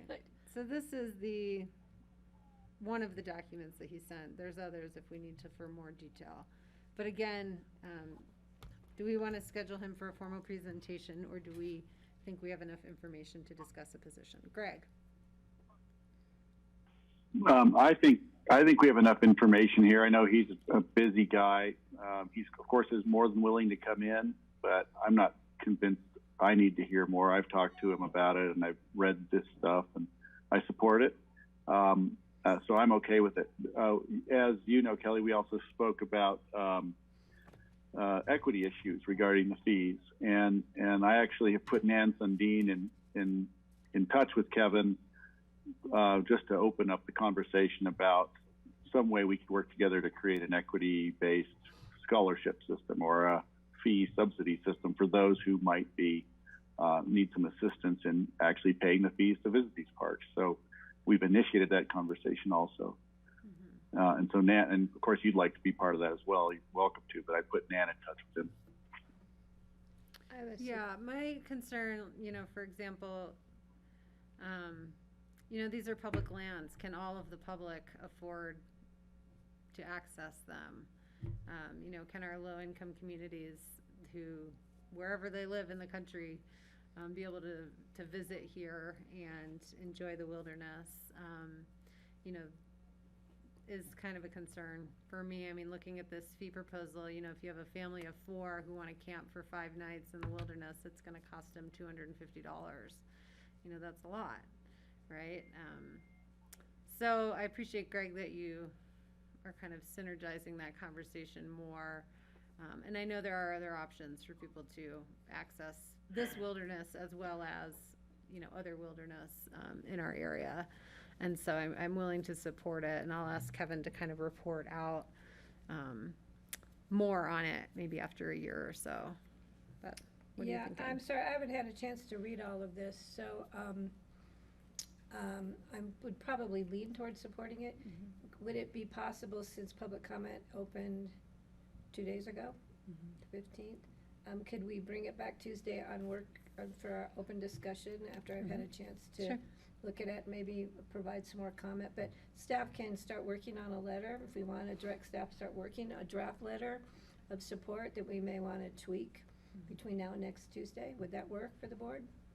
Yeah, that works. And yeah, I think we have time to take a position for sure. I just wanted to be able to report to Kevin today whether we should schedule him or not. So it sounds like we don't need to schedule him, and we will, I'll let him know that we'll have a conversation and open discussion next week. Perfect. Thank you very much. Thank you. And thank you for bringing it to my attention that it was right here in front of my face. You bet. And Rich, were you going to bring up the request from the fire station in Old Snowmash? Yes, is that an open can, discussion, Kelly. or do we need Yeah, to? I believe John Peacock had received an email, and I'm not sure if that was, I think it was shared with the board, about a request from the West Socris Creek Fire Station. They jumped through a number of the hoops to be able to get to where they are today, but they, and like everything else we're seeing, they're seeing increases in their construction costs, and they, bottom line, are about $300,000 short. They were going to ask the board for some type of consideration. I don't think they're asking you for the entire amount, but certainly looking for some sort of support. It does come with a DOLA grant, and there may be some options there, but I guess the ask is whether you would all like for them to come make a presentation to you requesting those funds, or if you've got some thoughts or ideas now on how you'd like to direct staff. But there is a request to come meet with you in the near future. They'd appreciate an audience, an opportunity to talk about it. Okay. How's the board feeling? I would support hearing them out. Patty? I and then talked with Greg? Scott Thompson this morning. They were having a board meeting, a fire district board meeting. And then I got the email with the information, further information about it. I would need to know the balance of our housing fund, and what our opportunities might be. Thank you, Rich, for clarifying they're not asking for 300, because there's 3 employee units. That would be a lot for us to be subsidizing 3 employee units, I think. But I think we should look at it. If we need Scott to come, I think the sooner the better, because they're trying to get out there. They're trying to get this moving. So I don't know. We have some morning times coming up. So I don't know if we need to put it on an agenda or just read the information that Scott can pass on to us. And again, maybe make a decision at next Tuesday's work session, open discussion. Greg? Yeah, hi. Yeah, once again, I'm thinking, I'm not sure he needs to come and present to us in person yet, but a letter with the ask and maybe a direction to them that, we'd be interested in seeing who would be matching us or who else would be funding this to make up this shortfall. So we're not doing it alone. Maybe one way to frame it's like, yeah, we're interested in hearing what you can do with a match or how we can help along those lines, perhaps. And then when it gets closer to happening would be when he comes and talks to us and, frames it out for, public session. But I'm thinking it's just on paper first and, to give them the thumbs up, and I feel like we should be participating. So thumbs up on that, but he doesn't need to come in and do the presentation yet, I don't think. So he We could, could start. yeah, Rich, he could just add on to the letter we already received from the West Soapers Creek Community Association. I'm not quite Right. sure who that is. Is it a group that was formed just for the basis of this substation for the fire department? Yeah, I don't know, Patty, Okay.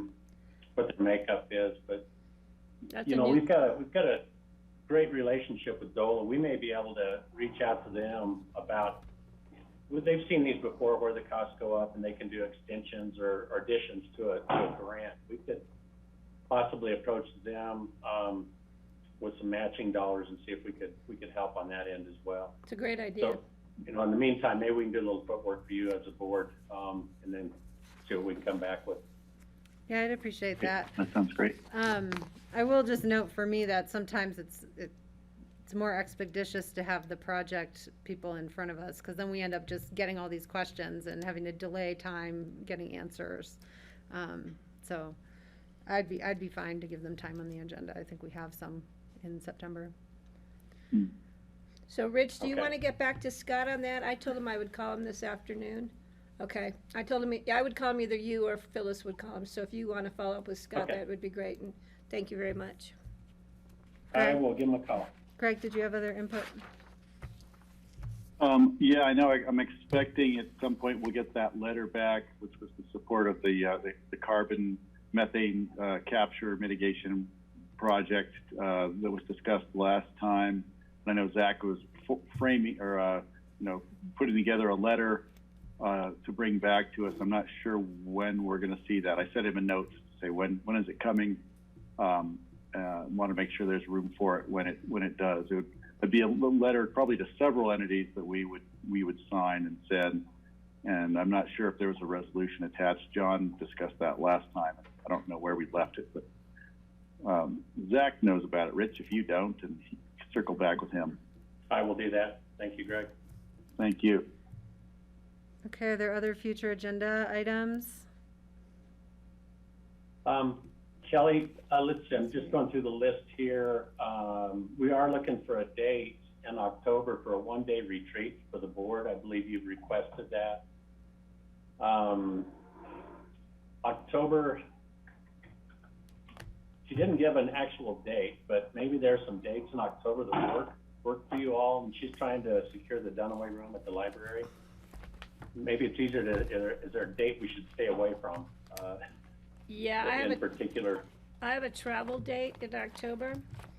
I pared down my travel, so I'm not going to be the international travel I was hoping I could do.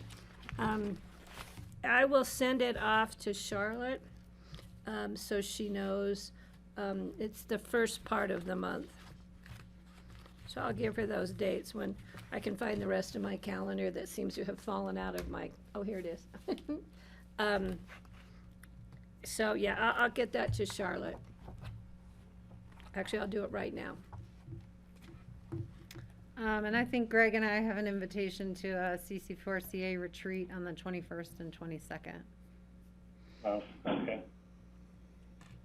Greg. I'm trying to figure out how to coordinate it with school fall break to make sure I don't have a retreat right in the center of my kids' fall break, because there may be a plan to escape from the Smoky Valley. I'm not sure October's And we'll know sounding in a very minute. good right now. We could always dedicate a work session day. Okay.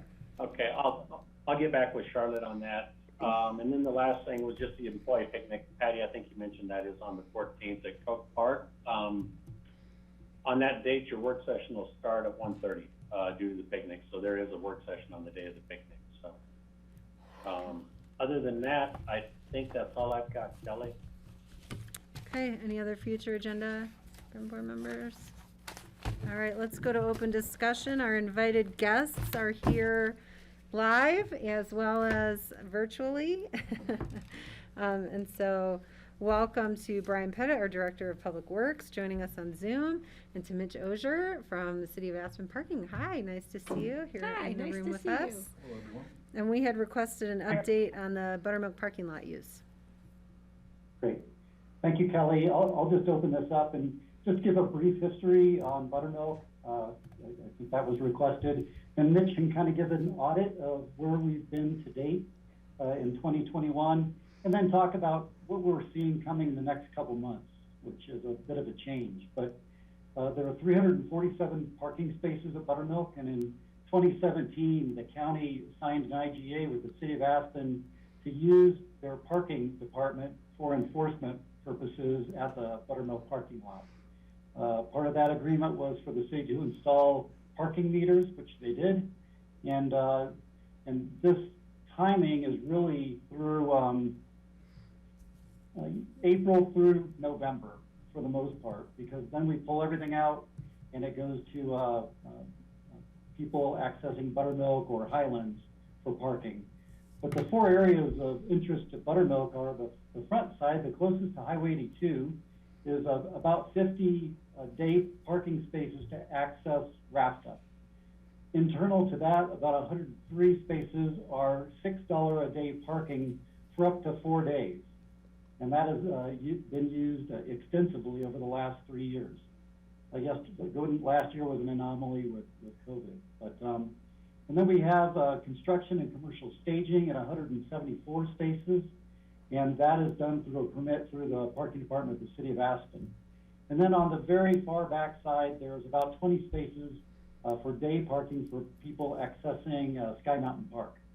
So those are kind of the four distinct areas. And I know the board had discussions about RVs being parked out there. So when Mitch goes through his audit to where we are to date with revenue, maybe he can address that RV issue and then talk about the next couple months too. Thanks, guys. So just to give you an update where we stand, and just so you're aware that the deal also is that the revenue that comes from those parking spots that Brian talked about gets split 50-50 between the City of Aspen and Pickens County. This year, you guys talked a little bit about Maroon Bells earlier. We've seen a huge increase in people using the $6 lot that are going to Maroon Bells because you can't park up there anymore unless you make a reservation, and a huge increase in people using the 4-pass loop. So people are parking at the $6 lot for 3 or 4 days, getting on the RAFTA bus right in front of Buttermilk, coming into town, and then taking the bus to Highlands. We've seen a gigantic increase in the uses of those two things. In addition, we did have a lot of RVs out there. If you go look now, there are considerably less. And what has started to happen is a couple things. One is a lot of people are touring in their RVs. That's what they're doing. They're not staying home. So they're coming to Aspen or Snowmass, potentially doing the 4-pass loop, and they've got a big RV that they're traveling around the country with. That's where a lot of those RVs have come from. In addition, we've seen a drastic increase in the use of the lot from people in Snowmass. A lot of people going to Snowmass, staying in the hotels up there. They've got RVs and they have no place to put them because there's no parking up in Snowmass. So they call me and then they go to the Buttermilk lot and park the RVs there. So I would say for the first couple months that the construction staging has been disappointed compared to the last. And we've seen a much bigger increase in people using it as, again, 4-pass loop, Maroon Bells, and using it when they're staying at a hotel in Aspen or in Snowmass and using the parking there. Just to be aware, as Brian said, that starting on tomorrow, you're going to see a drastic increase in construction staging there. Food and Wine is starting to use that starting tomorrow because their trucks are coming in early because they're concerned about I-70 and not being able to get here. In addition, Shaw Construction will be renting a lot of spaces starting September 1st through the end of November They're gonna rent 8 to 10 spaces, big spaces, and then other people that have reached out, a lot going on in September and October. So just to give you some numbers, the revenue from those areas that Brian talked about in 2019 was $20,000, and we split that 50-50. Last year in COVID world, we brought in $18,920, not too bad. Again, a lot related to Maroon Bells again. The way things are going right now, we're already at $16,000 for the year. With what I have on the books and reservations made, we're gonna be much closer to $35,000 or $40,000. So we're talking about doubling the revenue out of that lot from 2019. In addition, what I'm excited about is we're preventing a lot of those RVs and big trucks from coming into town or going into Snowmass, and we're intercepting them at Buttermilk, and they're going there, and then busing, or if they're a big RV, then driving into town, but leaving the big RV in the back. And then the last thing to say is that the front area, that is the free transit parking, pre-COVID was filled every day. This year it's about half that, only because people just appear not to be riding the bus quite as much as they were, obviously, pre-COVID. So. I have one question. Patty? What about the usage of the charging stations? I can get you those numbers. They were busier than David Peklicek and I expected, to answer your question. I haven't gotten any numbers in a little while, but they are busier than I thought. Are we having an issue with people who want to charge there? Are you hearing anything? And the people are charging and leaving their cars parked there all day to come into town to work, and so the accessibility doesn't flip over? And I'm working with Holy Cross with that. Originally, we had 4-hour parking only in those spots, but we did have a lot of people, which I want them to do. I want them to park there at 8 o'clock in the morning, leave their car, take the bus into town, work all day, pick up their bus and leave. So we did change it to 12-hour parking, but we're not at max yet. There's at least 1 or 2 emptied every day. Yeah, I don't need the specific numbers. It's just good to hear that it's being used. Yeah, that's more than I expected. Great, that's good. Thanks. And I'm seeing more electric cars, and we're seeing more registrations for electric cars, so Yeah, this will be discussion for the future in addition. I also really appreciate the clarification of, I think that at first blush, the concern was people were camping in their RVs in the parking lot. We were concerned about, waste facilities, restrooms, that kind of stuff. So I can understand and appreciate people parking their RVs and either going hiking or going to Snowmass because there's no parking for them there. So I can understand that, and I appreciate that clarification.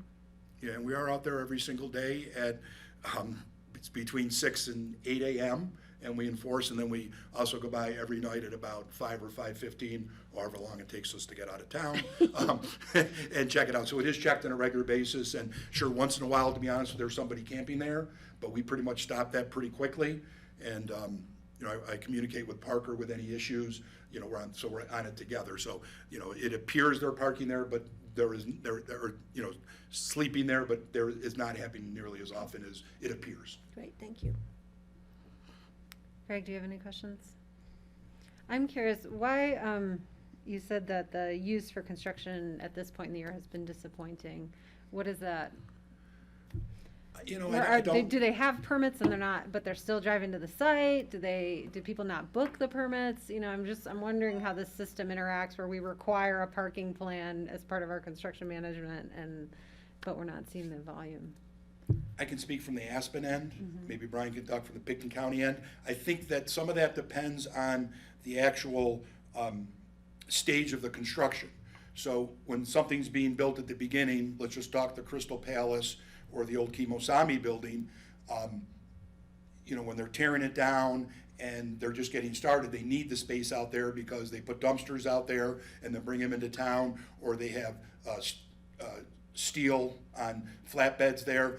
Those are all, the Crystal Palace in particular is pretty vertical right now, so it's much more internal work going on. So I think it fluctuates a little bit based on what stage projects are in. And at the early stages, they use more of the use at Buttermilk. As the project moves forward, they use it less because it's more electricians and things like that. Okay.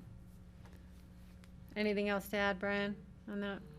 I don't. I think Mitch is right, and I think what I've seen is contractors are figuring out how to utilize their residential site more effectively now. with the county's parking plan in place. We've had some people take advantage of it, but generally people are solving it off the county road now. And we knew they could, but Right. I don't know why that equates to no buttermilk use right now. Yeah. We'll see. And I'll just throw out, some thoughts or ideas, I guess, because, I continue to think buttermilk is pretty underutilized. I can't wait for the park and ride sign to go up. I consider that my sign, so I'm excited to see it. And, thinking, I was really surprised in the recent study that David presented to us at EOTC that 50% of the traffic burden is from out-of-town visitors. So I'm envisioning that we are going to have to put together some programming with our lodging operators, with wherever folks are staying as part of our short-term rental program, whatever, that, maybe buttermilk needs to be better utilized for that. Maybe we need to start thinking about raft shuttles that run in and out of town from buttermilk regularly, similarly to what happens with moving ski traffic in the winter. To alleviate the congestion that is causing, because I see it as a vacuum. You visit other places, I go stay in Telluride, and our short-term rental has one permit for one car, and everybody else drops their stuff out and parks out of town and takes the shuttle back into town, and that's how you arrange your travel and lodging there. So those are, I want to put those ideas out to start getting those wheels turning, because I really think buttermilk continues to be a resource that we can leverage to help address the congestion that we're hearing about daily. And I'm Mitch, God bless you, I know you're hearing about it, I'm sure every 30 seconds. So I love the idea, Kelly, by the way, of the short-term rentals, because we talked about that internally. One of the problems with the short-term rentals versus staying in a hotel is that there's no shuttle. So I love the idea that Brian and I can work together, maybe even for this fall, but certainly for next summer, to communicate to all the short-term rental companies, this is our preferred way that you talk to your people to park. Particularly if you have 3 or 4 people coming in, park 3 cars at Buttermilk, it's only $6 a day, and then just have 1 car come into town. So I think some communication to Fry's Properties and some of the big players will help. So I think that's I appreciate that idea, because we've just been talking about how to manage short-term rentals. So yeah, and we owe it to the community, to have to get our arms around this problem, with all of our out-of-town guests. Yeah, Greg. Love that idea. Yeah, Mitch, I was just thinking that if their choice is to try to sneak into town or pay $6 a day, they'll probably try to sneak into town unless it costs them more, right? So I'm hoping that Frias Properties will put a price tag, and they'll be short-term renting those parking spaces to those tenants for a more expensive price than parking in Buttermilk. It has to be economical, right? Correct. And in theory, if they park on the street in the city of Aspen, it costs them $8 a day, Monday through Friday, each day. And that's why Brian and I strategically asked for $6 at Buttermilk, knowing it was $2 less than town, to give them the incentive, potentially to park there. So I think we can, reach out to the short-term rental companies a little more aggressively and a little more. So I think there's a great opportunity there. Okay. We can flesh that out more. Thank you so much. Okay, other questions or ideas? Can I ask a question outside of Buttermilk, and that has to do with the Brush Creek Intercept or Park and Ride? But I'm going to just mix all the names together. Brian, it has to do with the trash, and I'm still confused as to who's responsible for cleanup at Brush Creek Park and Ride. So I'm glad you brought that up. So it's our responsibility to get that cleaned up. A1 goes out there every other week and cleans for us. The problem was they were not doing, the cliffside or the riverside. Okay, we met with them last Thursday. We are now going to go there once a week instead of every other week, and they're very clear on what it is. So I guarantee if you go out there in the next day or two, you'll be very happy. Thank you, because it was my son who was reporting it, and I will be it's as great as it is to speak with him on a frequent basis. It'd be nice to talk about the grandson and not the trash at the Park and Ride. So you'll see a vast improvement. They cleaned it up Friday, Okay. 100%, and they are now going once a week instead of every other week. And we walked around with them and showed them specifically Well, thank you. what to clean up. It'll be greatly You'll appreciated see a by big all. difference as of last week. Thanks, Mitch. Thanks, Mitch. Greg? Are they by any chance the same contractor who's doing the work for Dalwhinnie on the highway? I'm just wondering who contracts to do the highway cleanup, because we have actually seen them occasionally this summer Although there has been a lot of trash in the highways lately, I'm just wondering, who do we call?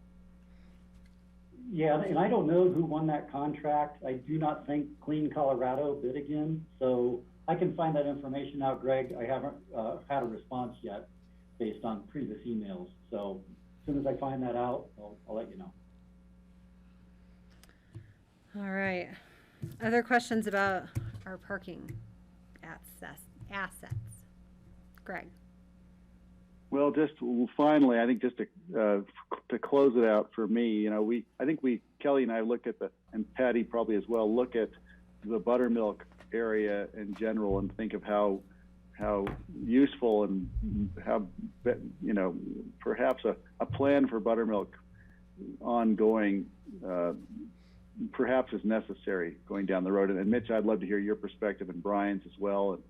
And it just seems that's an underutilized resource, and buttermilk base area is due for some serious consideration on how it's going to fit into our entrance and our traffic and our congestion mitigation and trails and everything. It just seems like it's a missed opportunity at this point, and we could be flat wrong, but it's a good conversation to put on the docket down the road.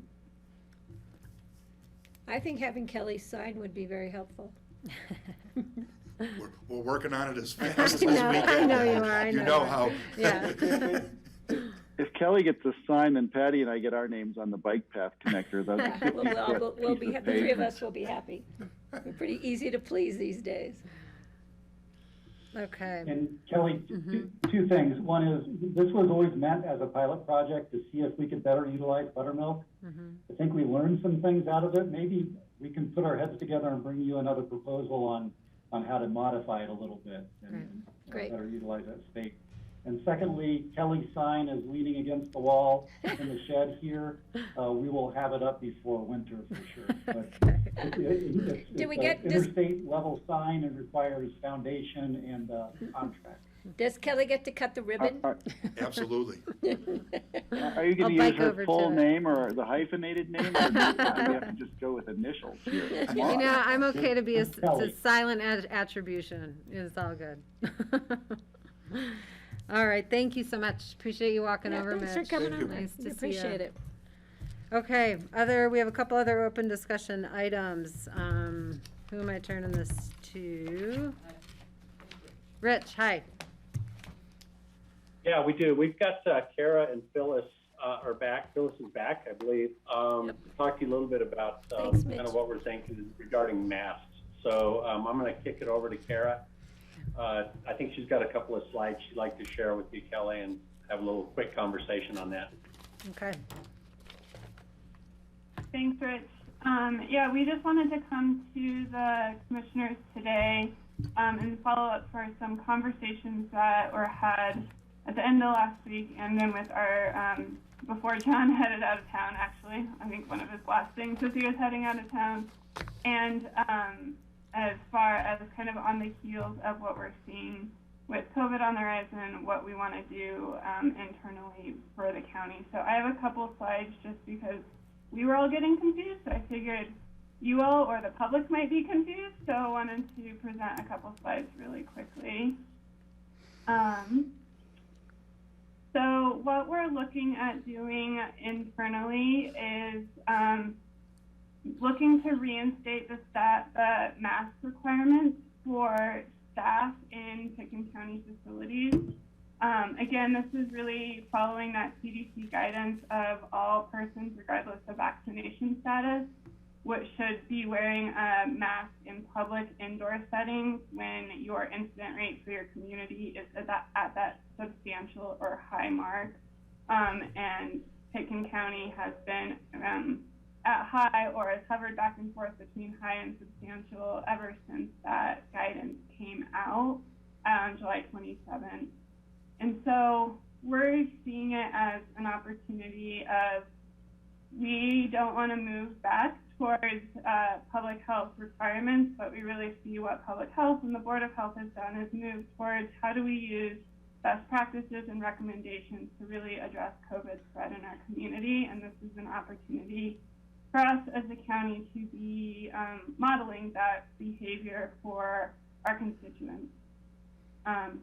So why now? This is borrowed from Josh's slides from the Board of Health on Thursday. Just, you know, as we see the increase in positive cases is just going pretty high through July and August, where you've been in that high range for the CDC metrics for quite some time. And as we see more cases of the Delta variant, we're seeing that increase in cases, as well as, in addition, as Josh presented during the Board of Health meeting, we're also seeing an increase in those breakthrough cases. And so we had a conversation with some of our partners that we had worked with last year in our winter planning group of some of the larger employers. What does it mean to have a successful winter? And this was one of the recommendations that we all came up with, is what can we do to model this behavior, to encourage folks to want to take these recommendations and practice those, so we don't have to move to requirements as a community.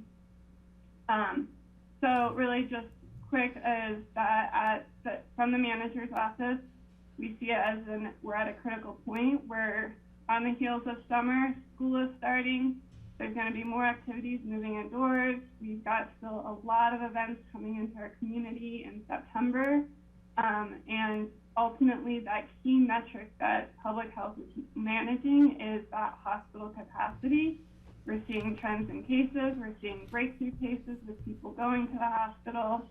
You know, we know that getting vaccinated, getting tested, wearing your mask, that those are the preventions that we know work. And so this is our chance for the county, as those public servants and leaders in the community, to really model those public health recommendations. And so the ask is going to be of staff. Again, this is just for staff, not for folks walking in. Would not be required. We're not going to be asking anyone to be enforcing this, but from the staff perspective of when we're entering Pickens County facilities, wearing that mask, walking around in the public spaces such as hallways, bathrooms, kitchen areas, and or when you're in those office settings, if you can't maintain that 6 feet of social distancing or are not in a private office setting.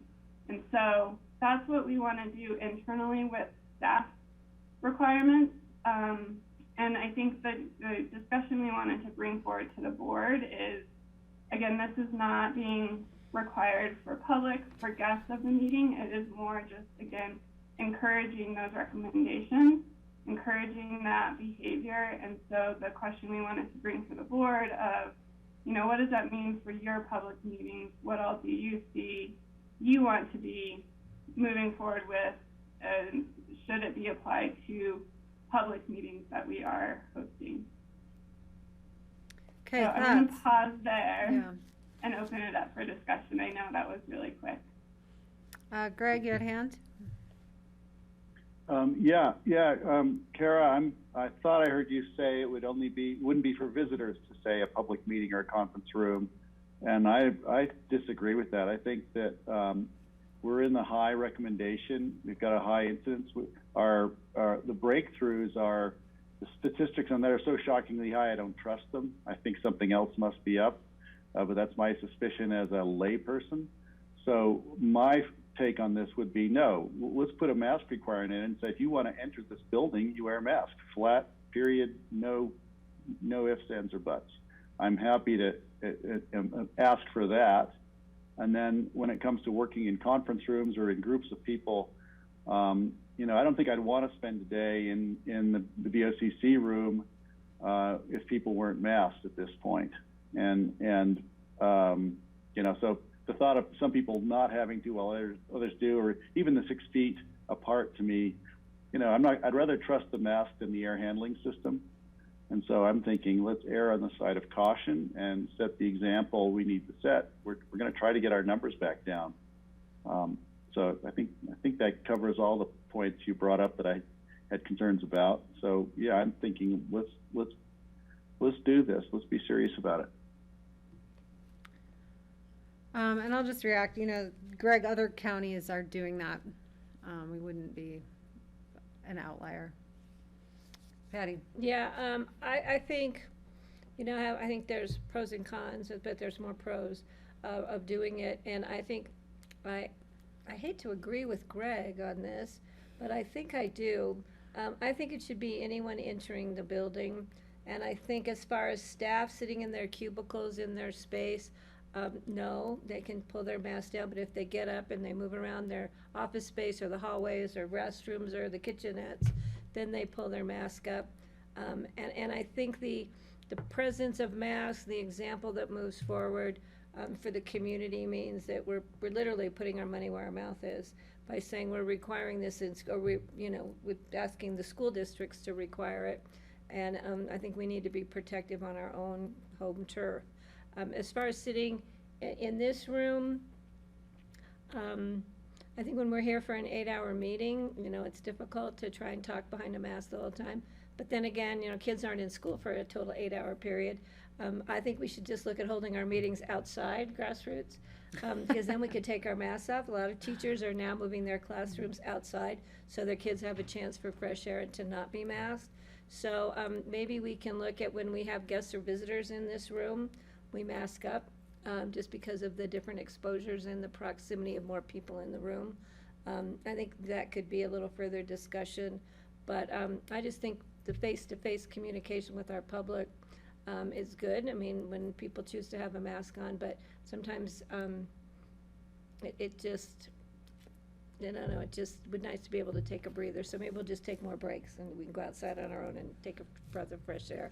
But I think we should consider reposting the building for masks and have masks available, because a lot of public are not carrying them anymore. And then they may be carrying them more.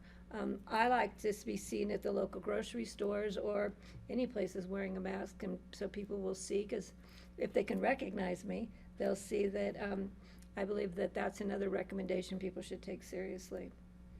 Until our numbers start coming back down again, even if they come down to substantial, at least we're heading in the right direction, and we can revisit this now. But now that they're high, we need to be protective of this spike that we're seeing. If I could hit on that point real quick, sorry, I forgot to mention. The recommendation that the staff were moving in is that this would be whenever we're in that substantial or high. This wouldn't be forever, and maybe Patty, to your point, as we get back into that substantial, we can monitor and be flexible there, but that it would be when we're in those substantial and high areas for CDC risk matrix is when this would apply for the staff level.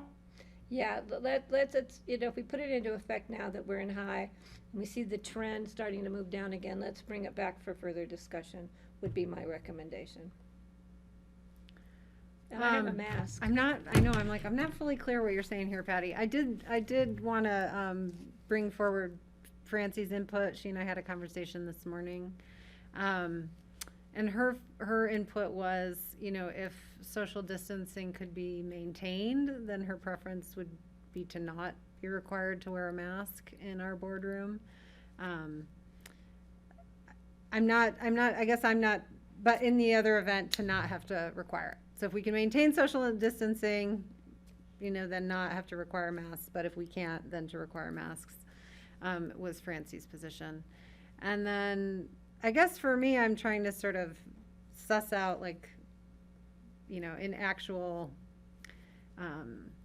instances, because, we haven't had very many public meetings in this room. There's been one where we discussed the SOS encampment, where we had lots of folks come in and attend in person and address the board in person. And I don't believe we maintained social distancing at that. During that meeting, I believe that there was opportunities to bring in more chairs and folks could sit next to each other and all of that. So help me understand how that, I guess we need to decide as a board how that fits in, because with Pandora in particular coming up, we were going to have a lot of people come in person, I believe, to address the board, as well as multiple representatives of the applicants in person to address the board. So are we maintaining, are we letting everybody come into the room together? Are we maintaining 6 feet of social distance with an overflow room, and then folks just can't come if we reach that, whatever those capacities are? I'd like to suss all that out as well, because it is in front of us. Greg? Okay, yeah, those are good questions, Kelly. Thanks for bringing it up. My inclination would be to certainly, err on the safe side. Once again, it's so easy to go into town now and see clusters of people, and I've got to say, I'm uncomfortable being in dense groups of people. And if they're masked, it certainly does help. But even then, a densely packed meeting that goes on for 5 hours with masks is probably, it's a matter of time exposure, right? So it might not be the safest, most hygienic situation even then. So we do have to come up with a plan. If we're going to have a lot of people coming and speaking and we're expected to be there, it may be we have to trickle them into the room and keep the windows open and only let a few in at a time. That's something that has to be designed, I think, before the meeting. I think the worst case scenario would be to have a crowd arrive and pack the room. I think when we did the SOS camp, I honestly had, it triggered my flee instinct. It's like, I don't think I want to be in here, for a long time. And there weren't even that many people, quite honestly. But that's where I am with this. Patty? Yeah, I'll clarify my point, Kelly. You're right, it was a little confusing. Based on what Francie said, yeah, I agree that if we can maintain the social distancing in our public meeting room amongst us and staff, I don't think we need to wear masks. And when we have presenters come in and they can still be socially distanced, as far as the meeting that you guys will be sitting through about Pandora's, which we should, I believe you should allow public participation. Greg, in your comments, I think you should have a plan for having X amount of people in the room, use the overflow room. We can't open the windows, they don't open. But we could also, just require people who come and go, just explain to them that we are going to hold this public meeting. You are going to hold this public meeting, and people will be wearing masks, and they will be social distancing, and we'll set it up with grassroots so that, they can be watching the meeting from the overflow room. And then, as need be, you can switch out the speakers and the public commenters based on numbers in the room. I think, and if you have a lot of people, you already have a plan. If you don't have a lot of people, you still have a plan, because this room will probably still have a substantial amount of people in it. But and I think it would be appropriate at that meeting for masks to be required.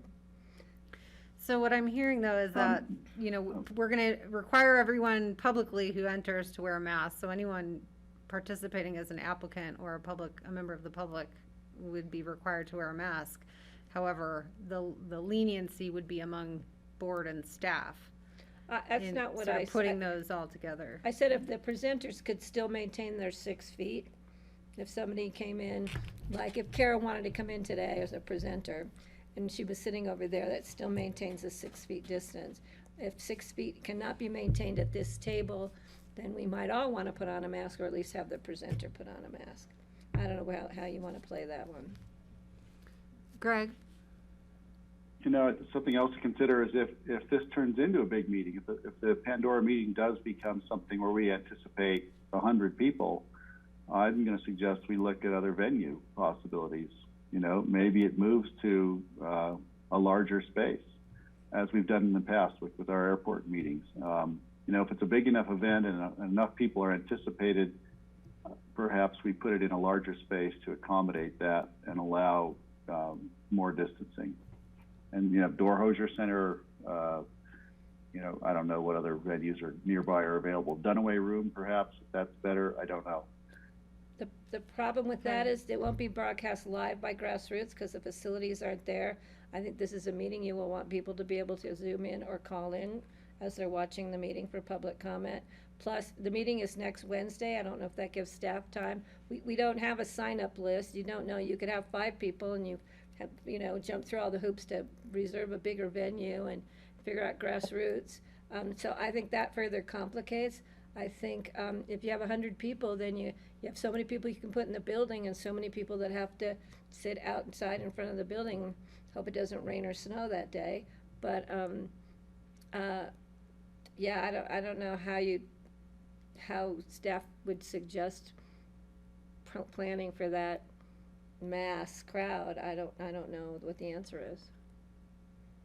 I think we have done live meetings from both Dorhoser Center and from Jerome. And we used to do them from the Dunaway room. So I'm not sure that it's not possible. It may be not possible in the next week. I think if there's going to be a large crowd, my option will probably be to do it via teleconference. Okay. So I'm sort of struggling to understand how to run the meetings. Well, teleconference, it will be. You'll still be able to Zoom in and call in, right? Yeah, no, I get that. I'm just, yeah, I'm just thinking functionally, like, if I have to be the one to announce, okay, we've triggered a mask requirement for our meeting, what does that look like? Looks with like you enough have clarity. a couple boxes of masks sitting out in front of the room. Rich. Yeah, Kelly, I think from staff's perspective, we can assist along those lines. To be quite honest, I think moving it to a different venue this late, if we truly are going to act, is going to be a lot. We have 2 rooms. We can pace people out there. I think we can work on those logistics for you all. And so what we're hearing is that if it's staff or you've got separation, that's what we were going to do in our building. If we're in a meeting with some staff, we have all committed to the fact that if we don't feel good, we're not coming into work anyways. So we're trying to be active in that approach, that where if we have distancing, it's a period of time that we feel comfortable in, that we could do it without masks. But if we were meeting with the public, those masks would come up. So it is a little bit different standard, I guess, Kelly, because to your point. But again, I think we're comfortable with each other. We know the rules.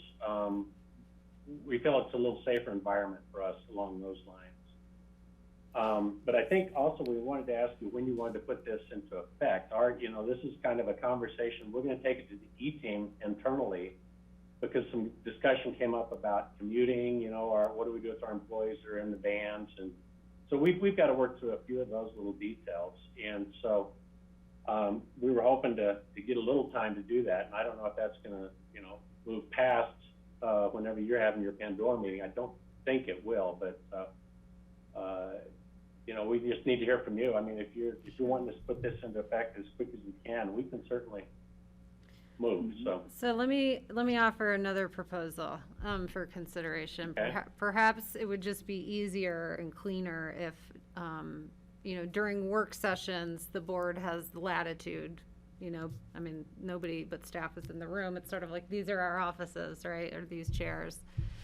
But during a regular session, we would wear masks, and we would ask everybody joining us in the room to wear masks at that point. If we had somebody presenting by Zoom and we didn't have any public, no. But if we had any other members come in, we'd wear a mask. In other words, we had a work session environment during a regular meeting, which we do Sure. sometimes. Yeah. But as soon as we had presenters, or because so many of our own staff doesn't come in anymore, Right. or any members of the public, or any presenters who weren't staff coming for us, then we'd wear a mask. Is that Yeah, I'm clear? fine with that. Is that easy? And, I think it can be the chair's call. Or the vice chairs, if we agree. Yeah. I just think for ease of managing expectations, that would be what I would propose. So folks know, hey, you're coming into this room during a regular voting session. The expectation is you're going to wear a mask. If nobody's in here but staff and us, then we operate under a work session environment. Yep, I agree. And if I can just clarify, I think what I heard too is a desire that all public guests, whether you're coming in for any reason, still would be asked to mask up when they walk into the building. It's just a matter of if they're going into the BOCC room for a presentation, the ability to drop the mask for speaking purposes or not, right? Because I heard a request that all public entering the county facility would be masked up. Yeah, I heard that And too. they would wear I a wanna mask make when sure- presenting to us. Right. I want to make sure that we're not in a situation where we're insisting they mask up and we're not. That's the main thing, is we have to make sure that if they're masked up, we're masked up. Right, when the And I public- think that's only right. fair to them. When the public comes into our meeting room, we all are in masks. When the public's not in the room and it's just us, we can pull our masks down, just like we would if we were upstairs at our desks, because this is our downstairs desk. And then I If would you like feel lucky. I would like a start date before next week, like Monday, if that's possible So for would I. staff. Okay. Okay. And we'll have to we'll make sure we have masks available, because, again, the public are not used to having, they're gonna see that we flip-flopped again. Well, the virus is in charge of this decision, not really us. And, as I said, we are at the whim, we are at the beck and call right now of the virus spikes, and we have to be flexible in order to protect public health. All right. I'm so over this thing. I just want the virus to have nowhere to go anymore.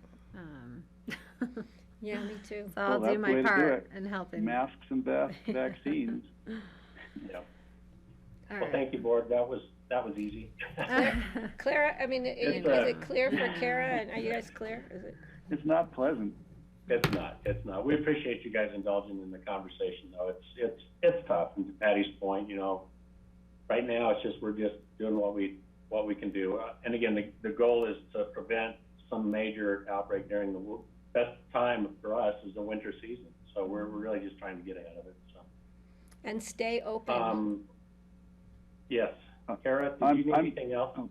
I think just one clarification is, based on what I'm hearing, we would do a start date on Monday, so I don't have Laura, but we will figure out, if you all are comfortable, of a press release just to let the public know of this change. Yeah.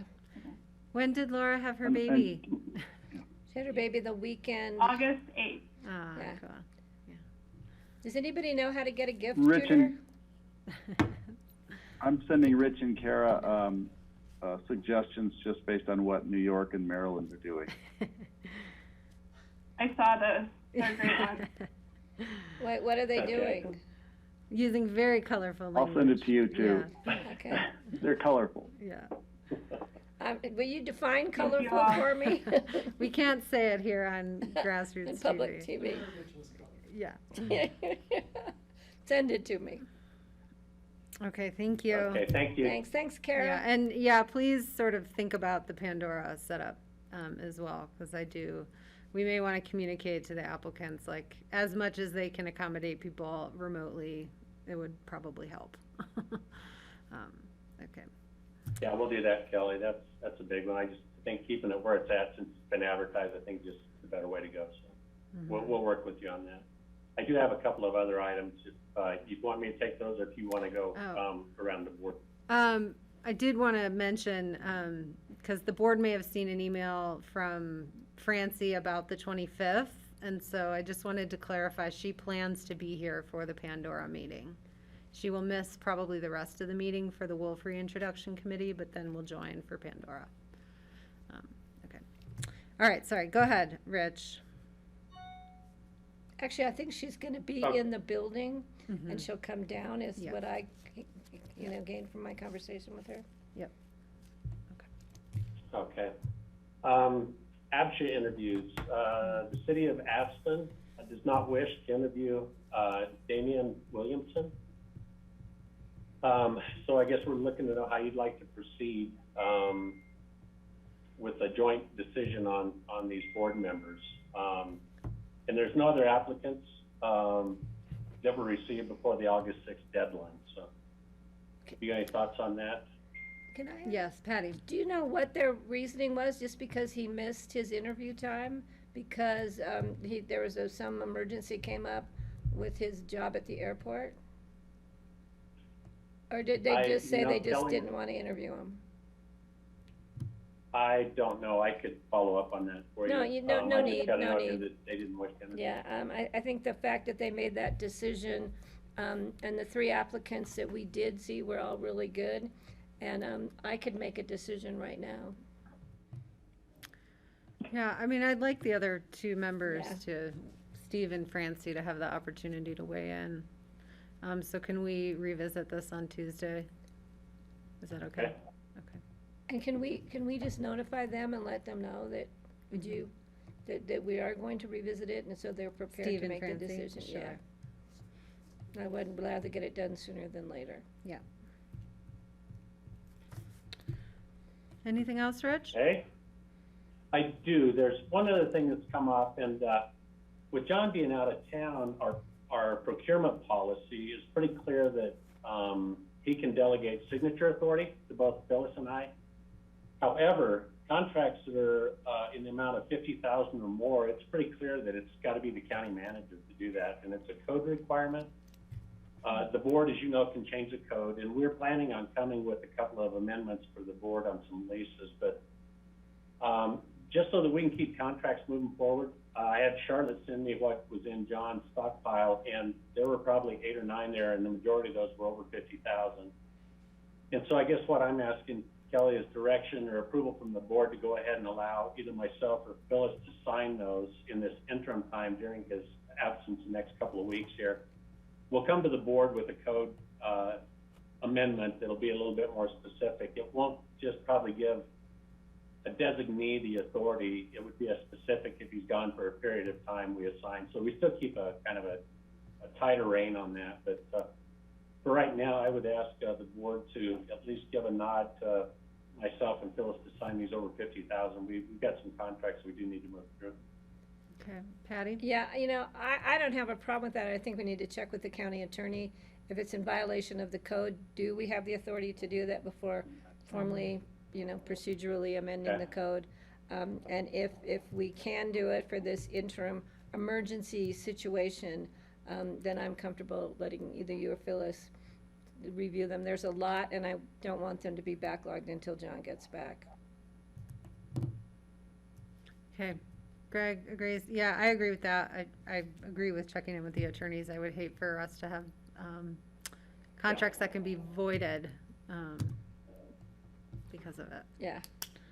Thank you. That's Thanks, a great Rich. suggestion. I'll run it by them first. But thank you for that. We'll, if it's okay, we'll move ahead and get those signed. So Kelly, I believe that's all I've got.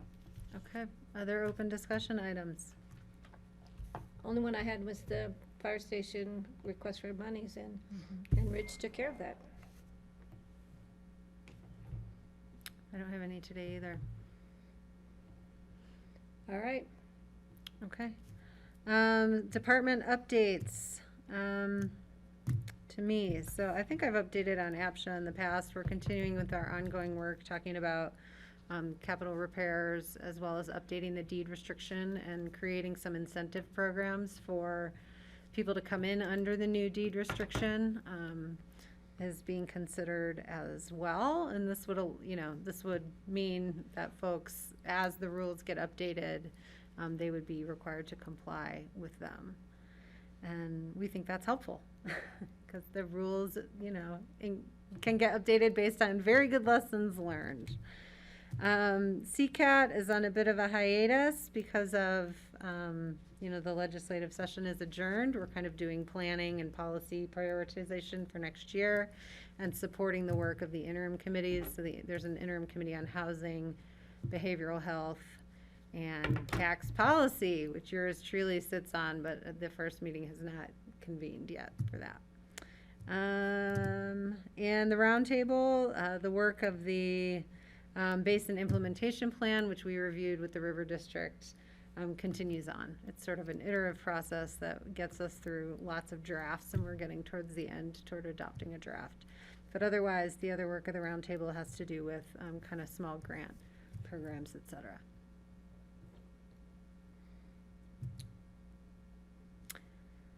And I guess I'll just say about APSHA. So I'm curious when we'll get kind of a budget preview, because as you know, the city and the county fund APSHA, and there's some needs I anticipate will be asked for. One related to the inspection program. So I think I updated the whole board on the effort to stand up this inspection program, which would help to protect buyers from buying substandard units without a seller being able to fully recoup the total cost that they would otherwise be entitled to without making certain repairs. And I'm I'm personally advocating for that position to also stand up a revolving loan program, which could help, loaner grant program, which DOLA could fund and would help folks be able to access funding to do some of these expensive repairs that they might need to in order to keep the inventory safe and in good condition moving forward. We'll see what that looks like. All right, who's next? Patty, you want to go? ACRA, I have been again participating with their destination management planning program. The international consultants they hired are amazing. I was so impressed. It still has a long way to go. They're really looking at community comment, and they're hearing a lot. This opportunity to participate with this consulting firm has really opened the door for people to really, some of the comments were pretty honest and pretty flat out, about how they feel about what's happening with marketing our community. So I was really happy to see ACRA taking that approach, because at first it was just a marketing, and people were like, whoa, should we really be marketing our community, and if so, how and why and what? So that's very exciting. They are gearing up, of course, for Food and Wine luncheon on I believe the 9th of September. Food and Wine is the 10th, 11th, and 12th. We'll see how that goes. They're still kind of holding their breath because of this spike with COVID. And there was a possibility when our numbers were kind of flat or really, really low, that they may be able to up the ante for more availability of tickets since they went to 50%. That is still an unknown, and they're kind of leaving the door open for that. So being very flexible on that note too. So we'll see how it goes. There's been a lot of people thinking they should keep it in September, but I think it's always great in June because it really kicks off the season. And then with Ideas Fest falling right around that same time, I think the combination of opening our community up for summer activities has been perfect, leading them into that. So we'll see how that goes. Economic development, tying it in with EDD with Northwest COG. We're wrapping up the SEDS, which is the overall master planning process that happens every 5 years. Staff's been helping me with that. Cindy Hoopin's been participating, Ella Cesano. We just submitted a few comments. Rachel Looney over at Northwest COG, she did a great job preparing it. The presentation that she did was right on the mark, it was very well done. So that has moved forward very seamlessly. Really looking forward to planning the EDD conference they usually have it in May. It's been well attended in the past. It's been 2 years now that we haven't had one. We're hoping to have one this next May, so planning way far ahead, but they bring in great speakers. The attendance was just really starting to go up, so we'll see what happens this next year. I'll keep you guys posted. They usually have it over in the Silverthorne area. And then all of that ties in with, of course, workforce development. We're still looking at the numbers across the state in view in the national numbers of unemployment levels and people and job opportunities. So hopefully we'll see that trend starting to change when people are going back to work. And then, because there's so many jobs out there that still need to be filled. And, so many businesses, Greg, you've heard it, and we've all seen it everywhere, the fact that businesses are closing on certain days of the week because they just don't have enough staff to provide, to be open, restaurants to be open, and even retail stores have cut back their hours. So it'll be interesting to see what happens as the unemployment monies. When does that expire with Polis's extension? September? Should be coming up. The extension that Polis granted. So hopefully we'll see people getting back to work, and it'll be interesting to see what the ski company does this year. And the other thing, the TPR, Brian and I and David have been meaning to get together. They did have one meeting. It was when we had a regularly scheduled meeting to see what's going to happen now with the new funding for roads that comes through in the state of Colorado and where opportunities might be on that, and what projects we might want to look for as far as getting up on the list. Maybe the roundabout again, but that's a huge ask, and we don't have the plans on the shelf. That's going to be, if it is to move forward, huge. but maybe some simpler things, like the bike path between Buttermilk and the Maroon Creek underpass, or the bike path all the way down that side of the highway to Truscott. So we'll see. I walked it again the other day, Greg, just to check it out. It still looks like a great idea. And then Basalt Vista, so you know, I went to the ribbon cutting for the new playground. Thanks to Stutzman Gerbaz, they had some other amenities added to the children's playground. There was a great turnout, lots of families, lots of kids, not all people who live at Basalt Vista, but some of the neighbors from down at Southside came up. They let the kids cut the ribbon. They had popsicles. It was hot, so we had sticky children everywhere. It was great fun. I am looking forward to more residents moving in there so they can create their own homeowners board. Homeowners Association board, because that'll provide me the opportunity to step down, because it's been taking a lot more time than John Ely and I thought it would. But we have a homeowners meeting coming up, and we can usually do those. They're like at 6 p.m. so that residents can participate. But it's a great group. Those units are so amazing. From the units that Kelly and I worked on, it's just amazing, the opportunities there. The parents that lived in that unit had to move out. Because of her job with the preschool or the daycare in Basalt, and they never opened again. But she found a great employment. She found a great place to live in the Colorado Springs area. It was sad to see them go, though. So yeah, there's been some changes up there, but you know, it's pretty fun to see people moving in. It's such a great opportunity. And again, the units are just fantastic. And the folks who move in, Greg, are excited about it being electrified. They're learning new things, and, you know, they all have the ability to have electric cars and plug them in right at the, you know, in their parking areas. So yeah, it's really fun. Next time there's an open house, I'll make sure the board knows, because it's really fun to walk through those new units. But that's been a great opportunity up there. And pretty much, I think, Northwest COG, we have a meeting coming up next week. Hold on. When will they all be done? It's coming up. I don't remember what Gail Schwartz told me, but it's in the next few months, I think. It's really wrapping up. Cool. Yeah, but it's just slowly trickling down the hillside towards the community garden. So maybe when they're all done, we'll do a big wrap-up party out there. It would be fun to do. Maybe in the spring. I'll talk to Gail about that. But Northwest COG meeting next week. Northwest COG's been doing a salary evaluation, wage compensation comparison. Was very interesting. Some of the increases came up like over 100% in some cases. So we drew those out to question the executive committee, which is myself, Alicia Shank from Snowmass, who's chairing, and Carolyn Sakurai. She's the mayor of Dillon, who has a 2-year-old and a newborn. So she's had her hands full, but she is great. She's kind of the numbers person. She acts as the COG treasurer on the executive board. We've had 2 meetings to kind of fine tune the presentation, because it was a lot of information to do at a full Northwest COG board meeting. And some of those departments, they've job reclassifications, so therefore the increase looked really, really high, but the job responsibilities in some of the departments, like the energy department especially, because they're doing so much, Greg, with energy retrofits. They've had a large amount of funding come through from state and federal level.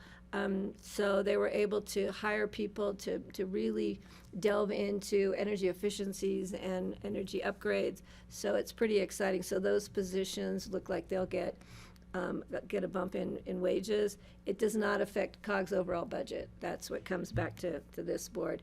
It's all going to be provided within the existing budget. So, and for next year's presentation and new budget for 2022. So yeah, it's been busy.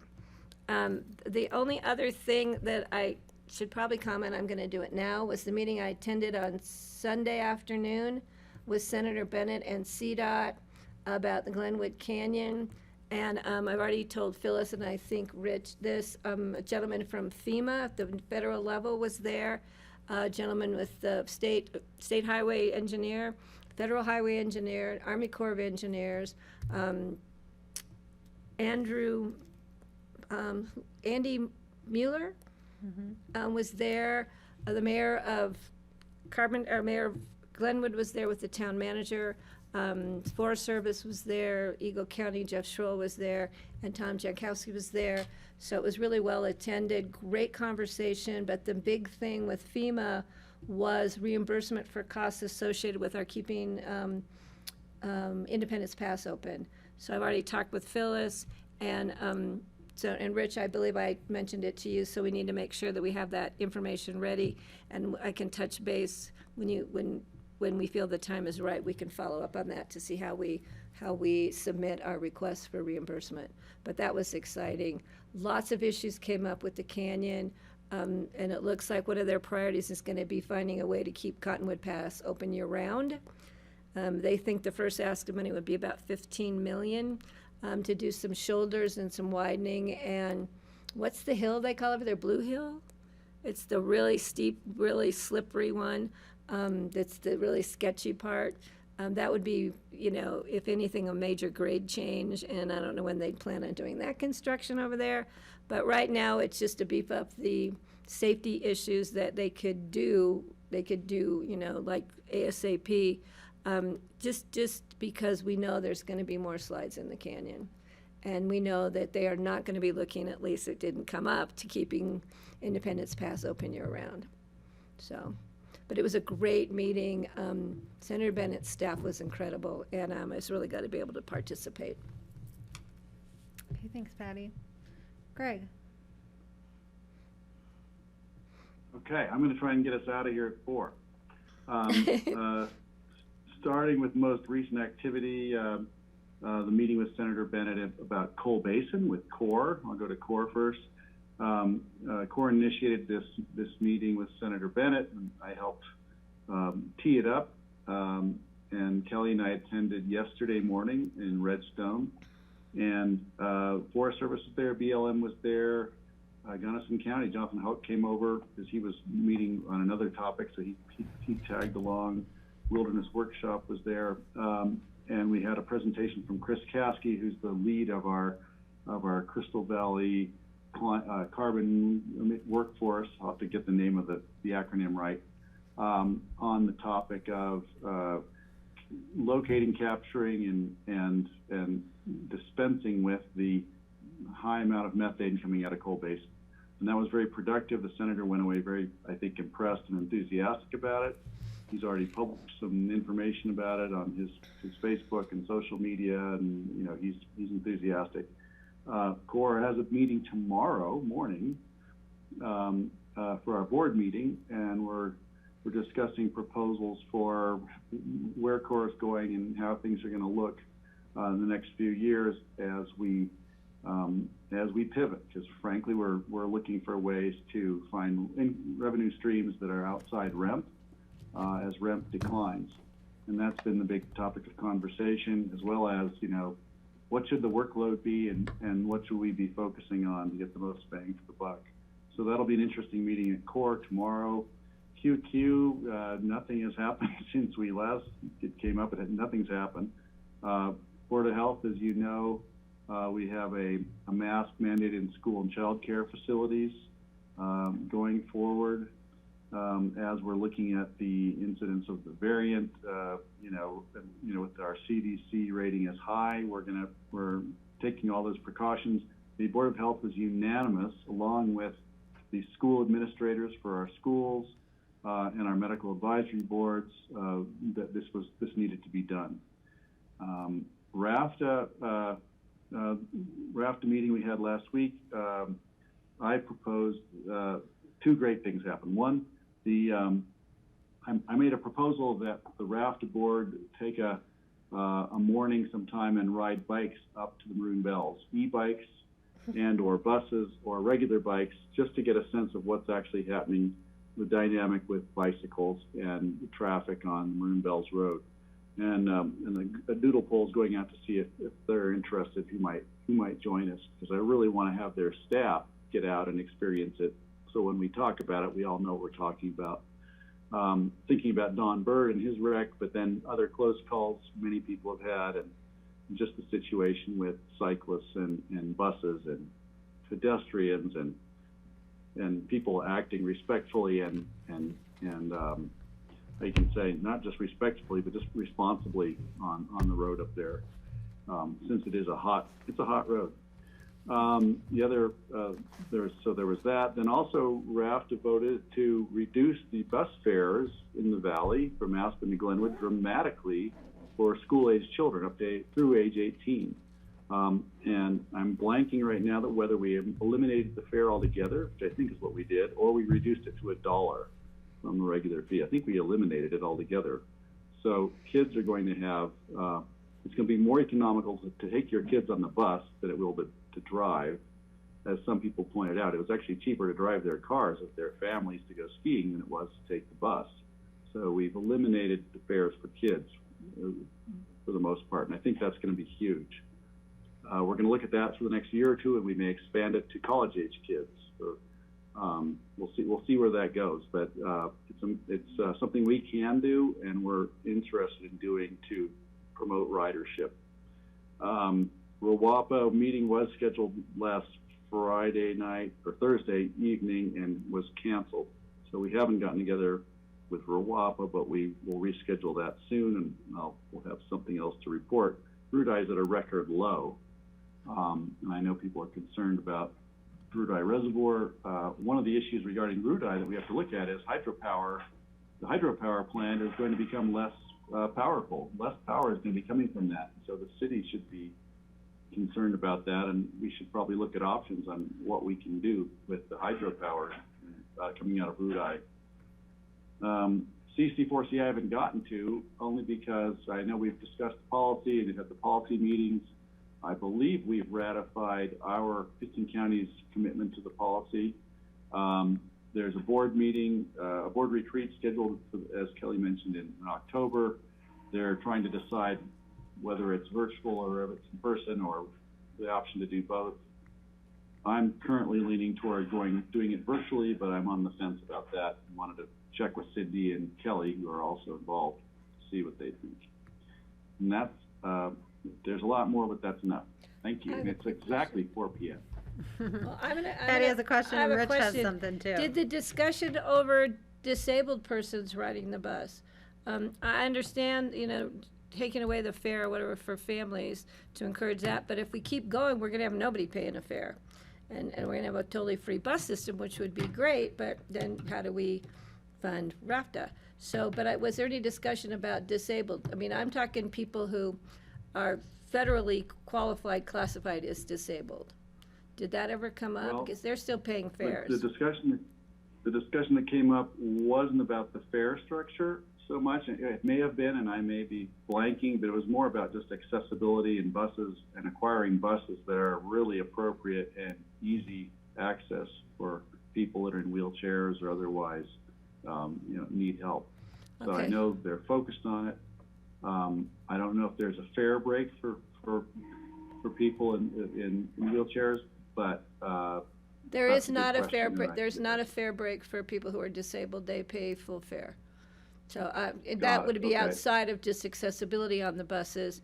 That's probably an ADA compliance issue. But I thought maybe as part of the discussion to address families and children, which I don't necessarily disagree with. I'm just concerned about funding for RAFTA. But I think the fact that people can prove they're federally classified as disabled, they cannot drive, or most of them do not drive. And that would be a great opportunity for them to really be able to access the bus. So it just maybe next time around, I'm going to keep reminding you. Keep reminding me on that. Regarding the financial situation with RAFTA, I am very confident, and the staff's recommendations were made. They gave us several options. We discussed it thoroughly, and it's completely doable, which is Okay. nice. It's completely affordable. So it wouldn't have come forth had they not thought it was possible, and then we thoroughly discussed it.